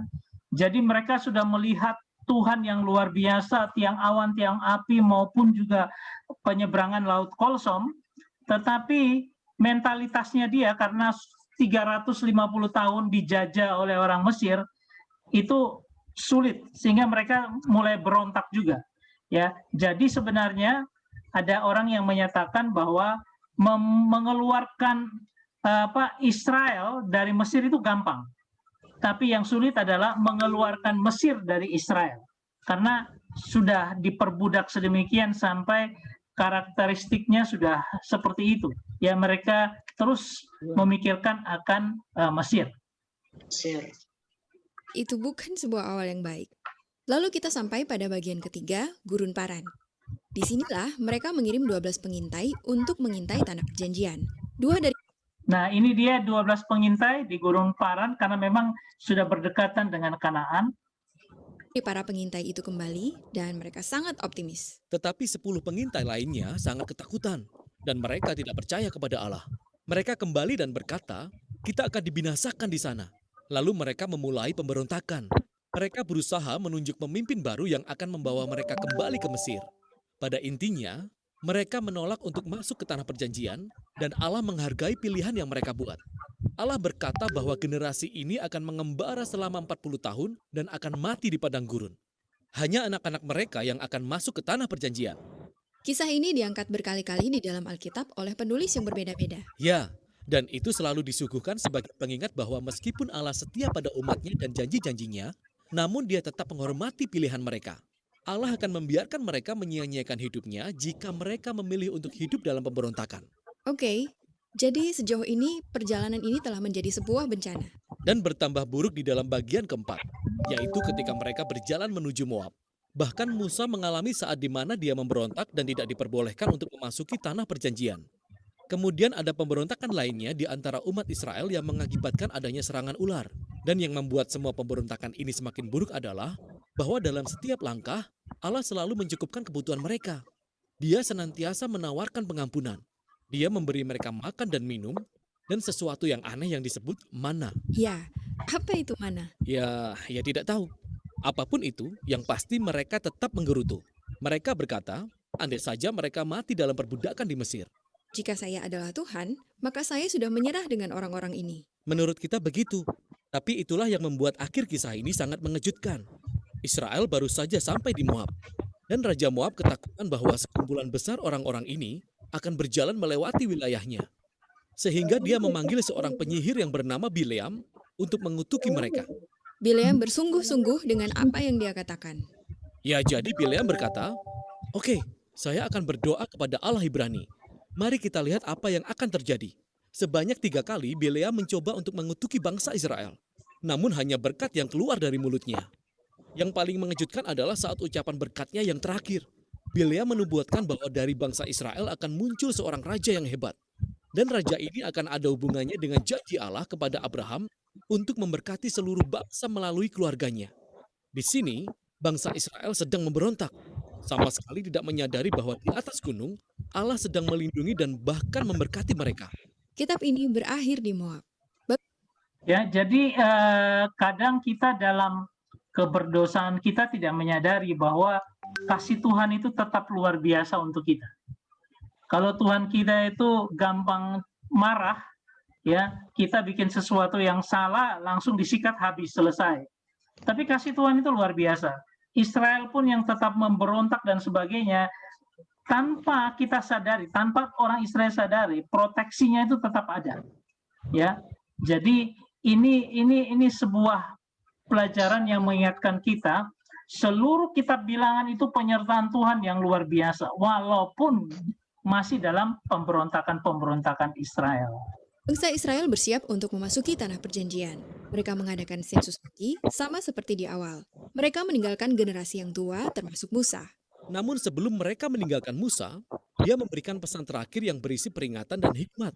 Dan pesan tersebut yang akan dibahas dalam kitab selanjutnya, yaitu kitab Ulangan.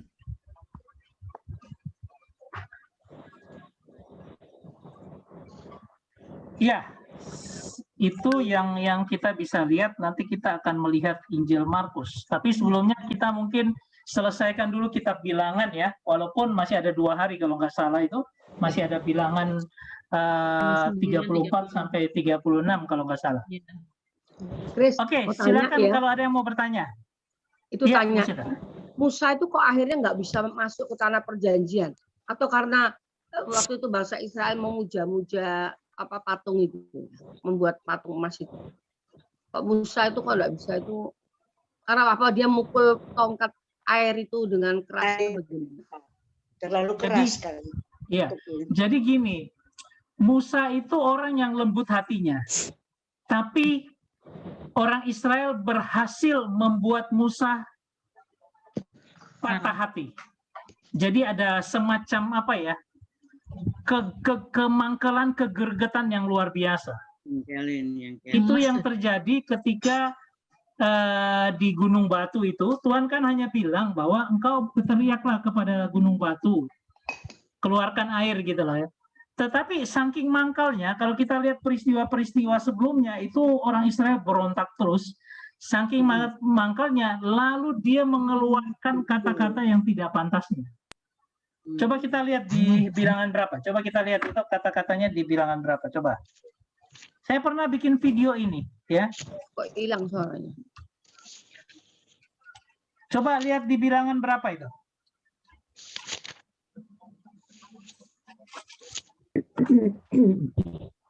Bilangan berapa itu? Itu Musa di anu ya. Itu bukan Musa di Meriba bukan ya? Bukan.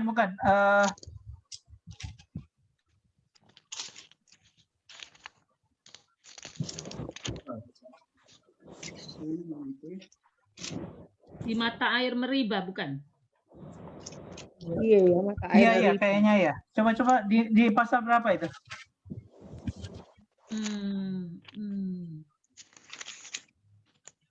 Bentar. 20 kayaknya. Bilangan 20. Iya,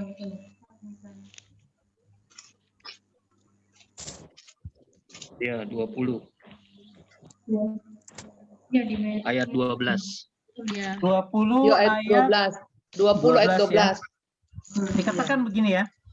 Tetapi Tuhan sebelum-sebelumnya ini. Nah, ini ayat 7. Kita mulai ayat 7. Tuhan berfirman kepada Musa, ambillah tongkatmu itu dan engkau dan Harun, kakakmu harus menyuruh umat itu berkumpul, katakanlah di depan mata mereka kepada bukit batu, supaya diberinya air. Demikianlah engkau mengeluarkan air dari bukit batu itu bagi mereka dan memberi minum umat itu serta ternaknya. Ya. Ingat bahwa di ayat 3 dikatakan, dan bertengkarlah bangsa itu dengan Musa, katanya, sekiranya kami mati binasa pada waktu saudara-saudara kami mati binasa di hadapan Tuhan. Mengapa engkau membawa jemaah ini ke padang gurun? Jadi mereka memahitkan hatinya lagi. Ya. Nah, Tuhan sudah berfirman seperti itu, lalu ayat 9. Musa mengambil tongkat itu dari hadapan Tuhan, seperti yang diperintahkannya kepadanya. Ketika Musa dan Harun telah mengumpulkan jemaat itu di depan bukit batu itu, berkatalah ia kepada mereka, dengarlah kepadaku, hai orang-orang durhaka. Ini sudah tambah panas hatinya. Ya, apakah kami harus mengeluarkan air bagimu? Di sini dikatakan apakah kami, berarti Harun dan Musa, ya, yang mengeluarkan itu. Sesudah itu Musa mengangkat tangannya lalu memukul. Ini ekspresi orang marah kan begini, lempar piring dan sebagainya ya. Ini dia sudah marah, ada tongkatnya itu dia pakai dan dia pukul, ya. Pukul akan batu itu 2 kali. Maka keluarlah banyak air sehingga umat itu dan ternak mereka dapat minum. Lalu ayat ke-12. Tetapi Tuhan berfirman kepada Musa dan Harun, karena kamu tidak percaya. Berarti apa? Ada sebuah ketidakpercayaan yang muncul dari Musa hanya untuk ngomong tok. Kalau ngomong tok kurang maknyus gitu loh, kurang enak. Ya, sekalian pukul sekalian itu gunung batu itu supaya keluar gitu loh. Ekspresinya berbeda. Tidak percaya kepadaku dan tidak menghormati kekudusanku di depan orang Israel. Itulah sebabnya kamu tidak akan membawa jemaah ini masuk ke negeri yang akan kuberikan kepada mereka. Saya ada buat video ini menarik, nanti saya akan bagikan setelah ini. Ya, artinya apa? Kadang-kadang tanpa sadar kepahitan hati yang terus-menerus digedor itu membuat kita salah di hadapan Tuhan. Dan ini melanggar kekudusan Tuhan, bukan main-main. Melanggar kekudusan Tuhan. Ketika dia mengambil alih bilang kami Harun dan Musa itu yang mengeluarkan batu, atau ekspresinya dia tidak menghargai Tuhan dengan memukul itu dengan kemarahan. Hati-hati dengan kemarahan kita. Kadang-kadang kemarahan tanpa kita sadar membawa kita kepada dosa, tidak menghormati hadirat atau kekudusan Tuhan. Itu juga jadi masalah. Ya. Nah, ini yang membuat Musa tidak masuk ke Kanaan. Tapi bukan membuat dia artinya kehilangan anugerah kasih karunia lalu dia tidak masuk surga. Nggak akan mungkin. Karena apa? Karena kita melihat di dalam penampakan di Gunung Tabor, ya, Musa dan Elia bersama-sama bertemu dengan Yesus di situ. Jadi Musa tetap menjadi kekasihnya Tuhan, dikatakan sahabatnya Tuhan. Tetapi Tuhan punya kekudusan, jangan dilanggar, sehingga apa? Aturan itu tetap Tuhan tegas. Ya, kamu salah, ya sudah salah. Tetapi aku punya karunia lebih besar. Ya, hukuman tetap ada, tetapi karunia Tuhan jauh lebih besar untuk Musa. Itu Bu Sinta. Itu bisa mungkin dilihat di Bilangan 27 ayat 14. Jadi apa yang dilakukan oleh Musa dan Harun itu termasuk dalam dosa pemberontakan. Pemberontakan terhadap Tuhan. Suruh ngomong kok mukul. Artinya tidak percaya kuasa Tuhan. Kalau hanya ngomong aja air keluar, kok ngapain kamu dengan kekuatanmu? Nah, gitu. Kekuatanmu itu mukul.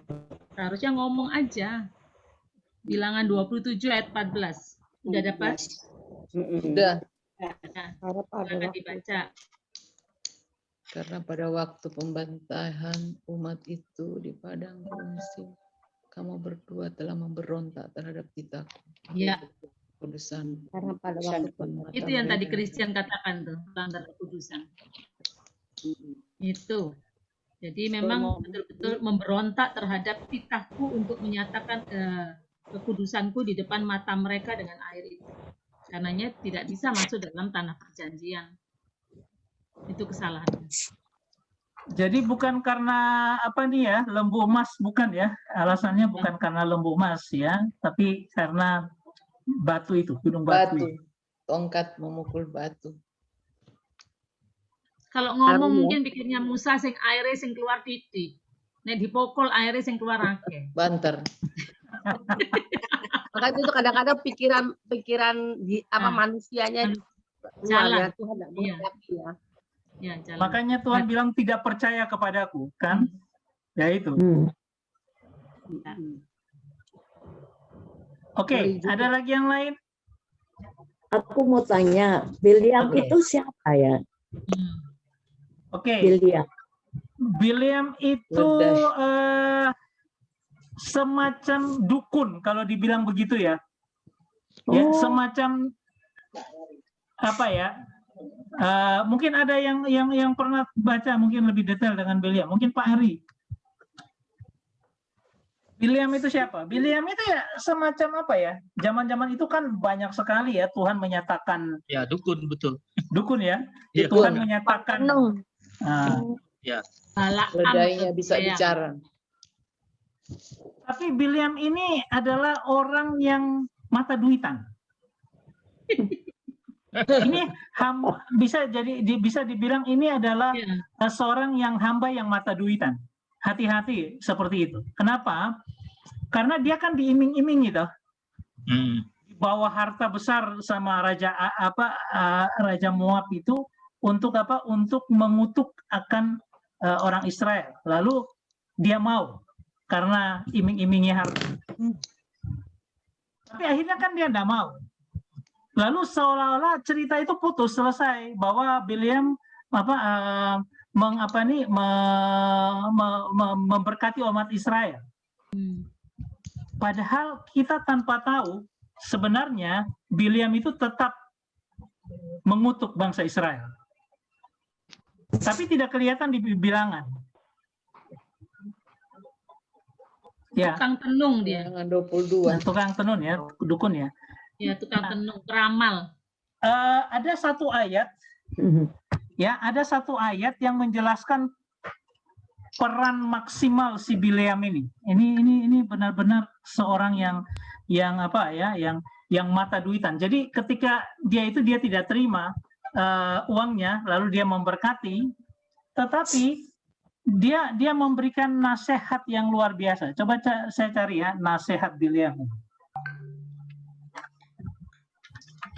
Ya, tukang tenung yang dipakai Tuhan. Coba kita buka di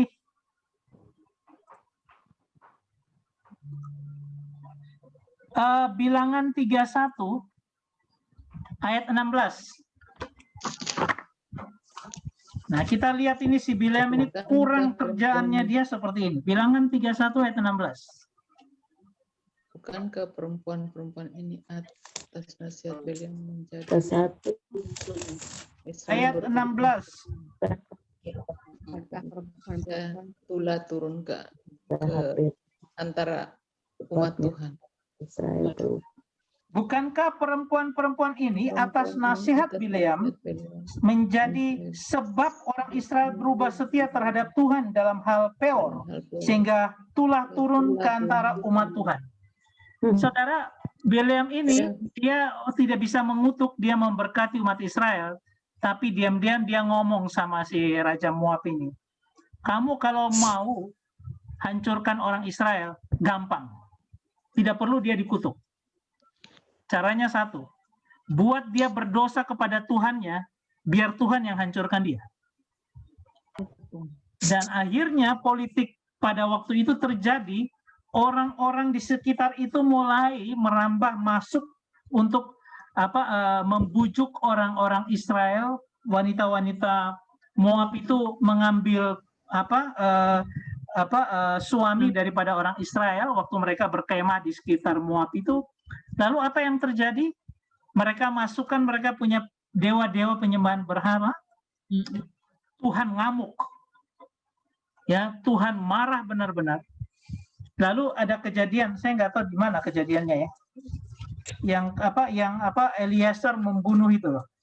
Soal Peor itu, di mana ya? Ayat berapa? 31. 31.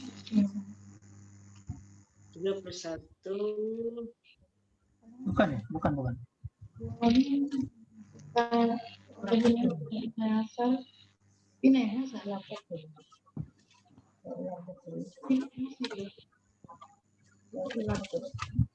Bukan yang ular. Yang masalah apa nih? Mereka apa nih?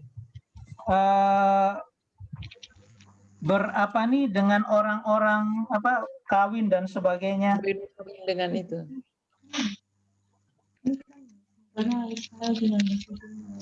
Lalu Tuhan keluarkan ular itu ya. Jadi ketika mereka berdosa terhadap Tuhan, nah Tuhan yang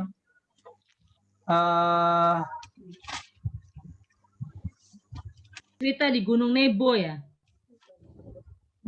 Ayat 20 pasal 25. Coba tolong lihat pasal 25. Nah, ini kan setelah Bileam sudah memberkati dan ada nubuat, lalu Israel menyembah Baal Peor. Ya. Sementara Israel tinggal di Sitim, mulailah bangsa itu berzina dengan perempuan-perempuan Moab. Lalu perempuan Moab itu mengajak bangsa itu ke korban sembelihan bagi Allah mereka. Bangsa itu membuat ayat 3, bangkitlah murka Tuhan terhadap Israel. Lalu berfirmanlah Tuhan kepada Musa, tangkap semua orang yang mengepalai bangsa itu dan gantung mereka di hadapan Tuhan di tempat terang, supaya murka Tuhan yang bernyala-nyala itu surut daripada Israel. Ya. Nah, ayat 6 dulu. Kebetulan datanglah seorang Israel membawa seorang perempuan Midian kepada sanak saudaranya, dan dilihat Musa dengan segenap umat Israel yang sedang bertangis-tangisan di depan pintu kemah pertemuan. Ketika hal itu dilihat oleh Pinehas, anak Eliezer, anak Imam Harun, bangunlah ia dari tengah-tengah umat itu dan mengambil sebuah tombak di tangannya, mengejar orang Israel itu sampai ke ruang tengah dan menikam mereka berdua, yakni orang Israel dan perempuan itu pada perutnya, maka berhentilah tulah itu menimpa orang Israel. Orang yang mati karena tulah itu ada 24.000 orang banyaknya. Jadi Bileam ini sempat ngomong, ya, gampang, kasih aja perempuan-perempuanmu untuk dengan mereka. Mereka berdosa karena berzina dan juga menyembah berhala, Tuhan akan hancurkan mereka. Ini dia nasihat seorang Bileam yang suka akan harta. Sehingga iya, nah ini kisah tentang si Bileam ini. Orang itu asma ya tambahan. Terima kasih.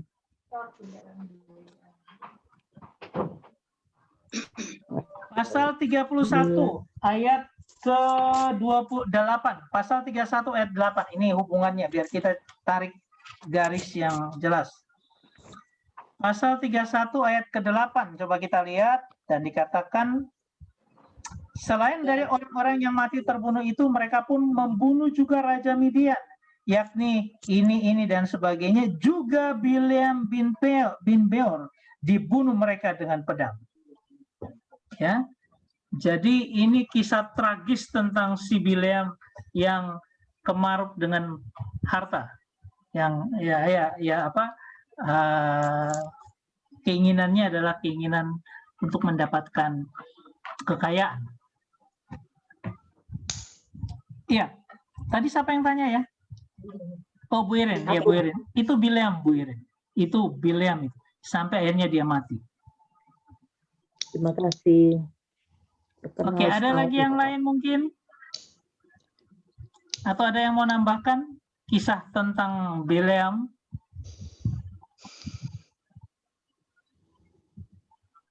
Saya melihat video yang dari Bible dari Bible Project itu, baru saya juga sadar bahwa ternyata Bileam dalam berkatnya itu memberikan sebuah nubuatan tentang Kristus yang akan datang di masa depan. Ya, saya baru dengar itu gitu loh. Oh iya, berarti Tuhan pakai ya untuk menubuatkan tentang raja yang akan datang. Ya. Jadi Tuhan bisa pakai siapa saja, yang mau kotor, mau yang apa nih, Tuhan bisa pakai siapa saja untuk menyatakan. Jadi ditutup dengan sebuah pengharapan akan raja masa depan yang Tuhan sediakan bagi Israel yang terus berdosa di hadapan Tuhan. Tapi kasih setia Tuhan tetap nyata. Oke, masih ada lagi yang lain? Untuk Tante Irin mungkin bisa buka Yosua pasal 13 ayat 22 kalau mau lebih jelas tentang Bileam bin Peor. Yosua 13 ayat 22.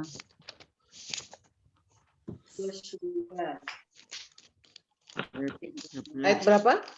2. 22.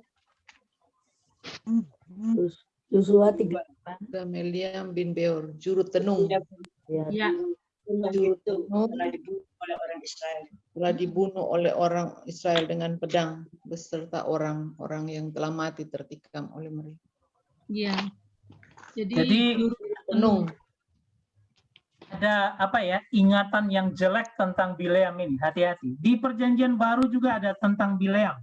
Iya. Coba kita lihat perjanjian baru. Betul. Keledainya yang bisa bicara. Ya. Di mana? Wahyu pasal 2 ayat 14. Kita akan Wahyu pasal 2 ayat 14. Wahyu. Tapi aku mempunyai kebenaran, beberapa keberatan terhadap Ayat 14, pasal 2 ayat 14. Coba lihat itu ingatan akan Bileam.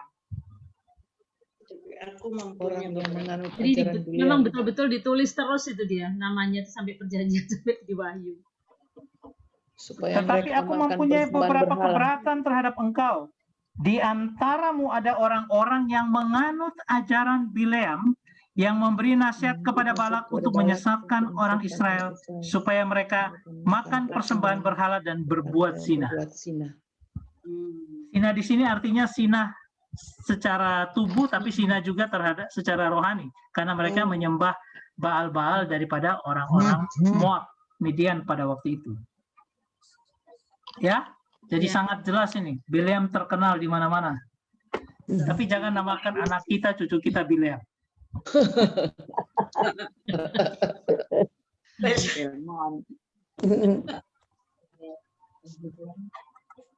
Sudah ya.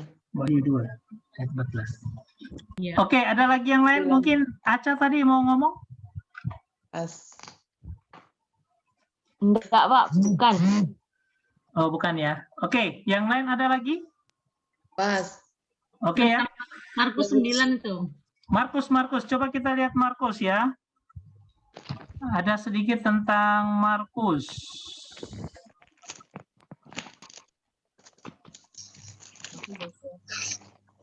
Ayat.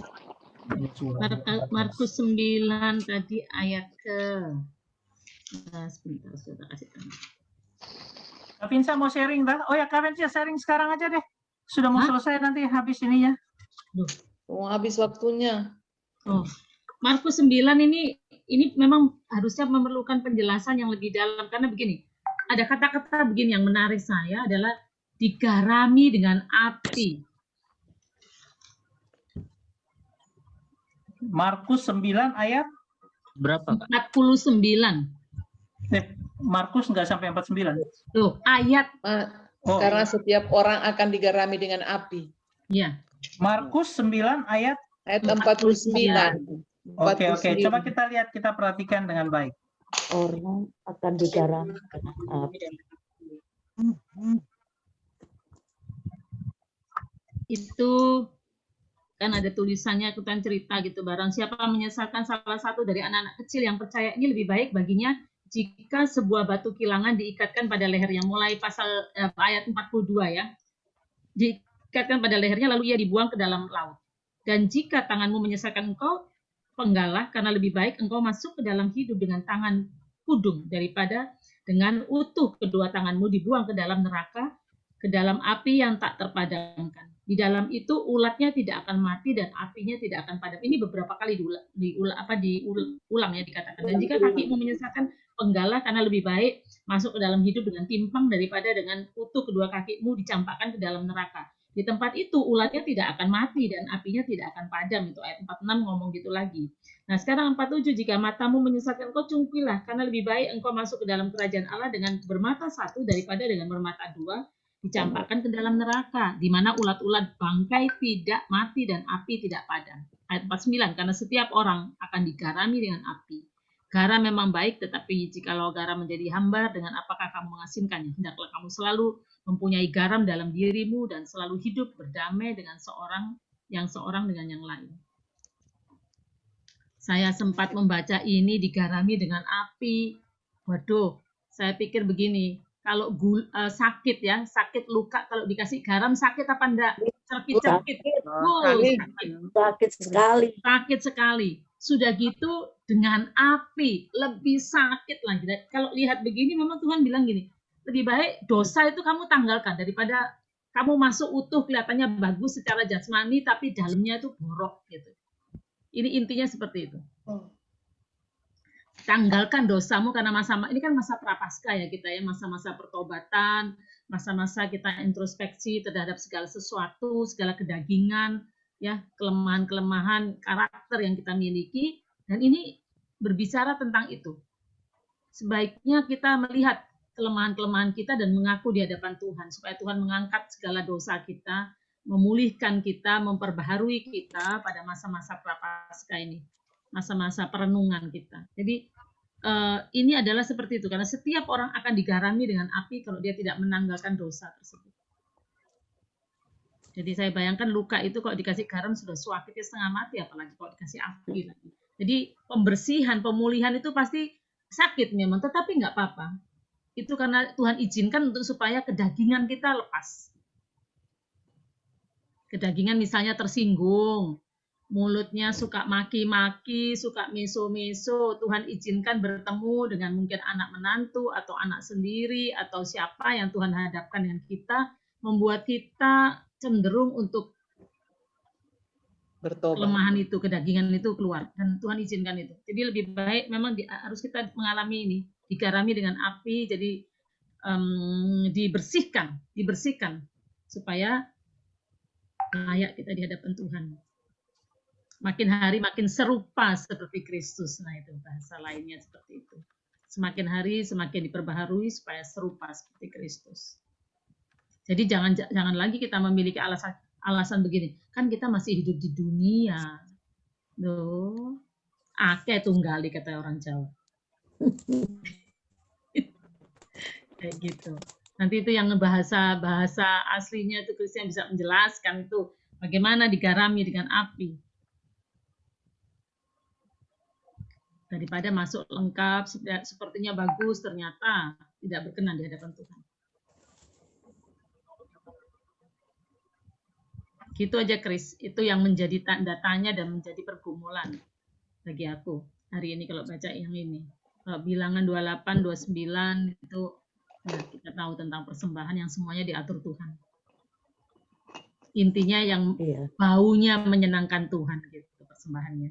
Nah, kalau dihubungkan sama ini, jelas mengapa harus mengalami digarami dengan api supaya kehidupan kita menjadi satu persembahan yang berbau harum. Kalau dihubungkan dengan bilangan 28, 29 itu. Gitu, Chris. Oke. Ya, oke. Ya, digarami dengan api ya. Kalau kita bicara garam sendiri itu kan untuk menyembuhkan, untuk mengawetkan. Ya, ini kalau digarami dengan api itu ya berarti betul-betul satu proses pemurnian. Iya. Betul-betul dimurnikan. Ya.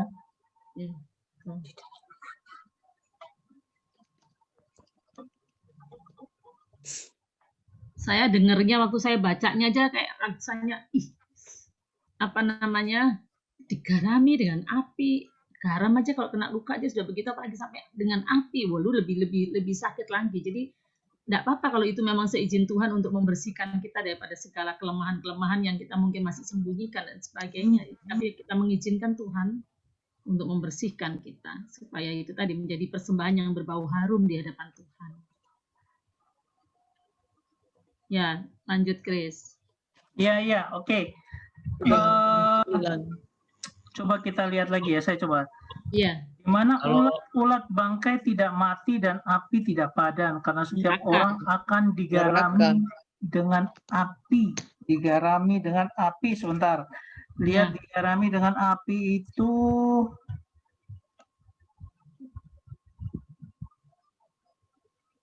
mungkin artinya adalah pengikut Kristus mesti menderita karena iman mereka. Iya, betul. Saya membaca ada dua tafsiran. Sebenarnya digarami dengan api itu artinya nerakalah, di nerakalah mereka betul-betul digarami dengan api gitu. Atau digarami dengan api karena apa? Mereka penderitaan untuk pemurnian gitu. Ini ada dua pandangan ini. Ya. Pak Ari dulu mungkin gimana? Mungkin ada pendapat. Iya, pasti ini kan karena yang membacanya berlatar belakang Yahudi dan mereka selalu punya bayangan kalau ada korban mau dipersembahkan kepada Tuhan, dia harus digarami ya. Ada perjanjian garam ya. Betul. Ya, jadi sehingga persembahan itu menjadi murni, diterima oleh Tuhan. Nah, itu demikian juga saya setuju dengan Ibu Yovinsa bahwa jika kita mau mendapatkan kemurnian iman di hadapan Tuhan, kita ternyata harus ngalami yang namanya api itu ya, yaitu digarami itu. Seperti seorang korban seperti korban yang mau dipersembahkan kepada Tuhan gitu. Jadi memang ini mau berbicara tentang penyucian. Tapi saya memang ada yang mengatakan bahwa penyucian itu dilakukan setelah mati, tapi saya melihat tidak sejauh itu. Mungkin teologi Katolik begitu ya Pak ya, Pak Kris ya. Iya, itu purgatori. Purgatori, betul. Purgatori. Saya melihat bahwa perjalanan kehidupan kita di dunia ini juga proses. Kata Petrus sebagai seperti pemurnian di dalam api supaya emas kita terlihat karatnya gitu. Nah, sehingga kita bisa menemukan kemurnian iman kita di hadapan Tuhan. Kalau saya membacanya begitu, melihatnya begitu Ibu Yovinsa. Setuju bahwa itu proses penyucian. Supaya kita jadi memang yang terbaik, jadi korban yang terbaik di hadapan Tuhan. Maksudnya korban itu persembahan yang terbaik hidup kita ya. Betul. Yang baunya menyenangkan Tuhan. Ya, bukan karena pakai minyak wangi ya Pak Pendeta, bukan. Tapi karena hidup kita menjadi satu. Karena saya nggak tahu, Christian buat yang bacaan tahunan tuh buat sendiri atau dari mana? Honda dari apa nih? Dari punyanya apa nih? Ada saudara yang ngasih. Kemudian saya membanding-bandingkan dengan yang dulu-dulu, kelihatannya memang ada koneksi antara perjanjian lama, perjanjian baru. Jadi kita bisa menarik garisnya gitu. Iya, benar. Yaitu karena persis kan bilangan 28, 29 itu kan tentang persembahan semua persembahan, dan itu yang ngatur Tuhan. Sama sekali tidak ada andil daripada bangsa Israel ngatur persembahan. Semua yang ngatur Tuhan persembahannya itu. Tapi semua selalu dikunci dengan, kalau kita lihat dari pasal 28 sampai 29 mungkin ada lebih kurang 7 atau 8 kali perkataan yang baunya menyenangkan Tuhan, yang baunya menyenangkan Tuhan. Seperti itu. Nah, waktu saya baca Markus ini ya betul seperti itu. Harus dibakar sampai habis, jangan ada disisakan seperti itu ya. Jadi ada benang merahnya. Ya, benar. Ada pemurnian, ada hal yang harus dibakar. Harus yang habis misalnya kedagingan itu. Saya bacanya ada hubungannya gitu, Chris.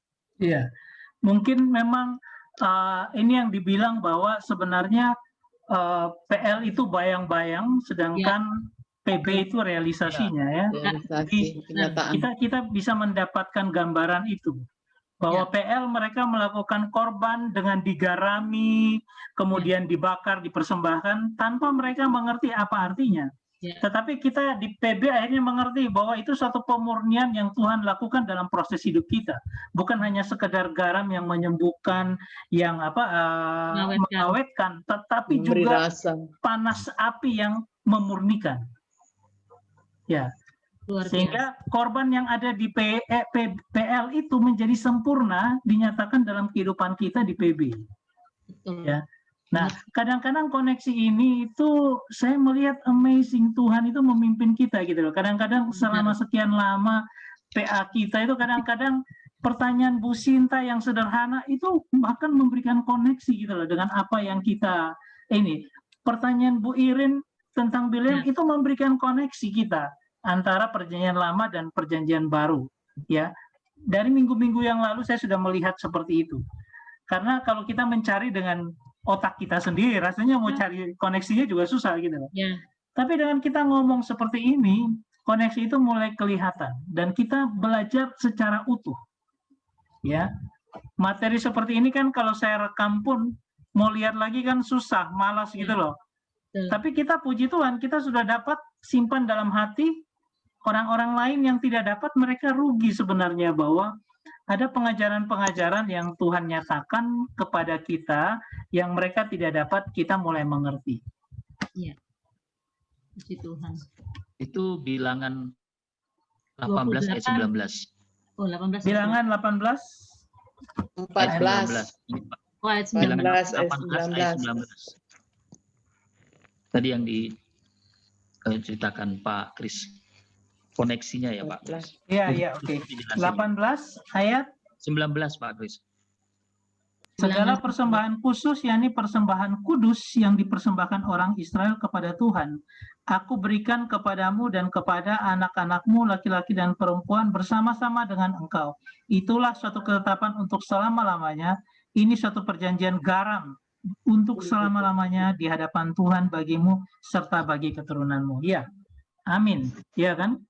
Perjanjian garam berarti ya Tuhan Pak mulai Kris, bilangan menyatakan. berapa itu? Bilangan 18 ayat 19. Bilangan 18 ayat 19. Kalau perjanjian itu dikatakan tetap untuk selama-lamanya, berarti ada koneksitasnya dengan PB yang pasti digenapi di PB. Yes. Sama seperti Gilgal. Gilgal itu kan direfleksikan lagi ke PB jadi Golgota. Ya, menghapus celah dari Mesir, itu menghapus celah dosa. Nah, itu peristiwa Golgota, karena Gilgal akan berubah menjadi Galgata, yang artinya peristiwa di Golgota. Dan itu menjadi tugu peringatan selama-lamanya. Ya, karena di Gilgal dibangun tugu peringatan yang selama-lamanya itu di Golgota. Dibangun tugu peringatan. Nah, itu dia. Jadi kita makin dilengkapi dengan firman, mencari konektivitas antara PL dan PB. Ya. Sudah Pak Kris, sudah jam 9. Oke, sudah? Ya. Sudah. Sudah ya? Ya. Oke. Budia.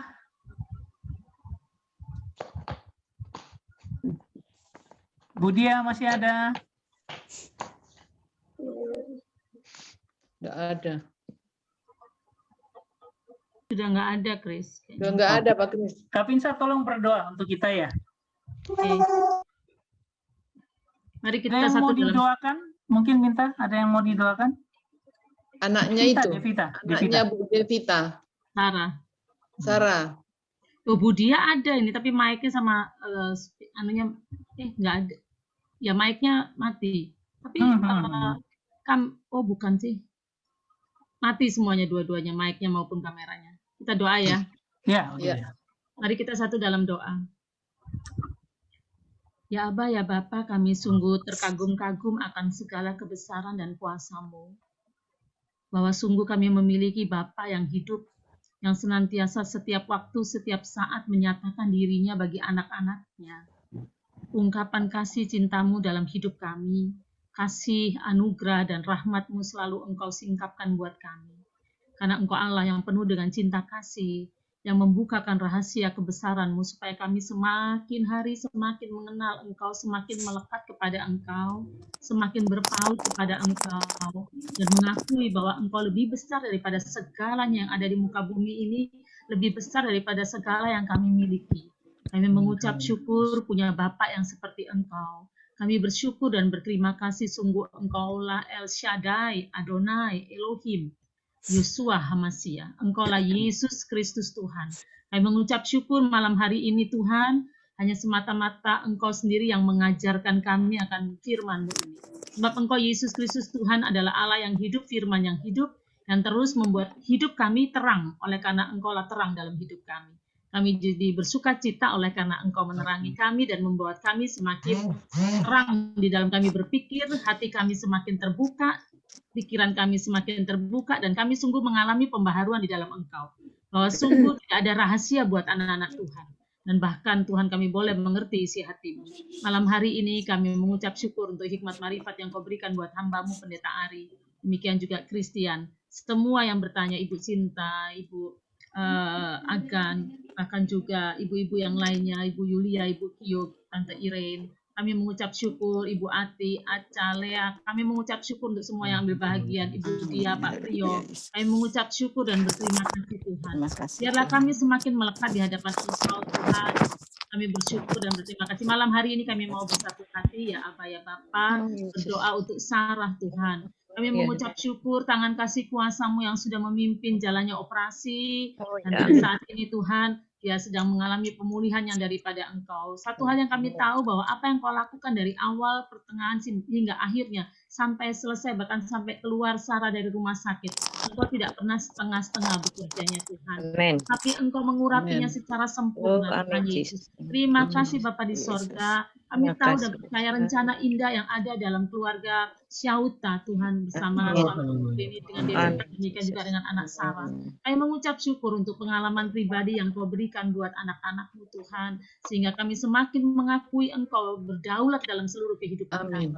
Bapa yang baik, kami mengucap syukur untuk malam indah ini yang Kau berikan, dan sungguh berkat Tuhan kami boleh menikmatinya, dan malam hari kami akan istirahat menikmati akan lewatan Tuhan, jamahan Tuhan, pemulihan Tuhan.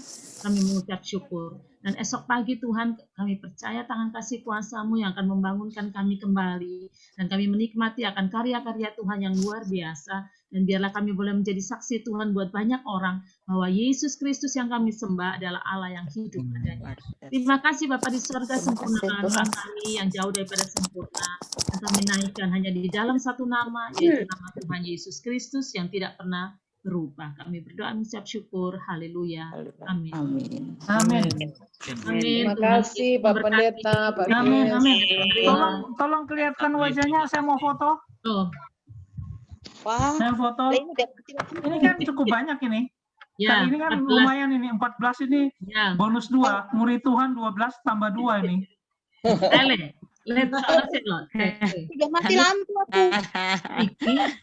Oh, Lea mati lampu ya? Iya. Disco dia. Oke ya. Bu Lena? Gak bisa ya Bu Lena? Bu Lena nggak ada.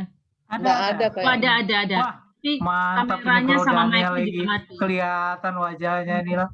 Iya, Bu Oke Lena ya. kamera sama mic-nya. Bentar Oke. ya. 1, 2, 3. Oke. Oh, saya Bu Lena dulu. Bu Lena. udah muncul. 1, 2, 3. Oke, iya. Selamat Terima kasih malam. semua ya. Terima kasih, selamat malam.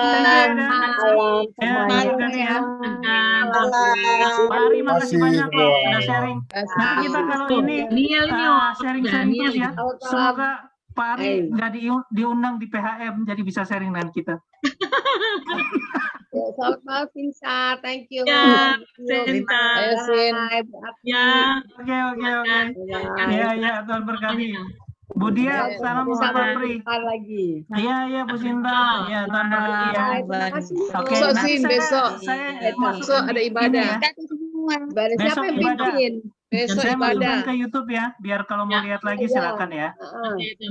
Oke, terima kasih semuanya. Bu Kyu, Tuhan berkati ya malam ya. Malam semua, oke.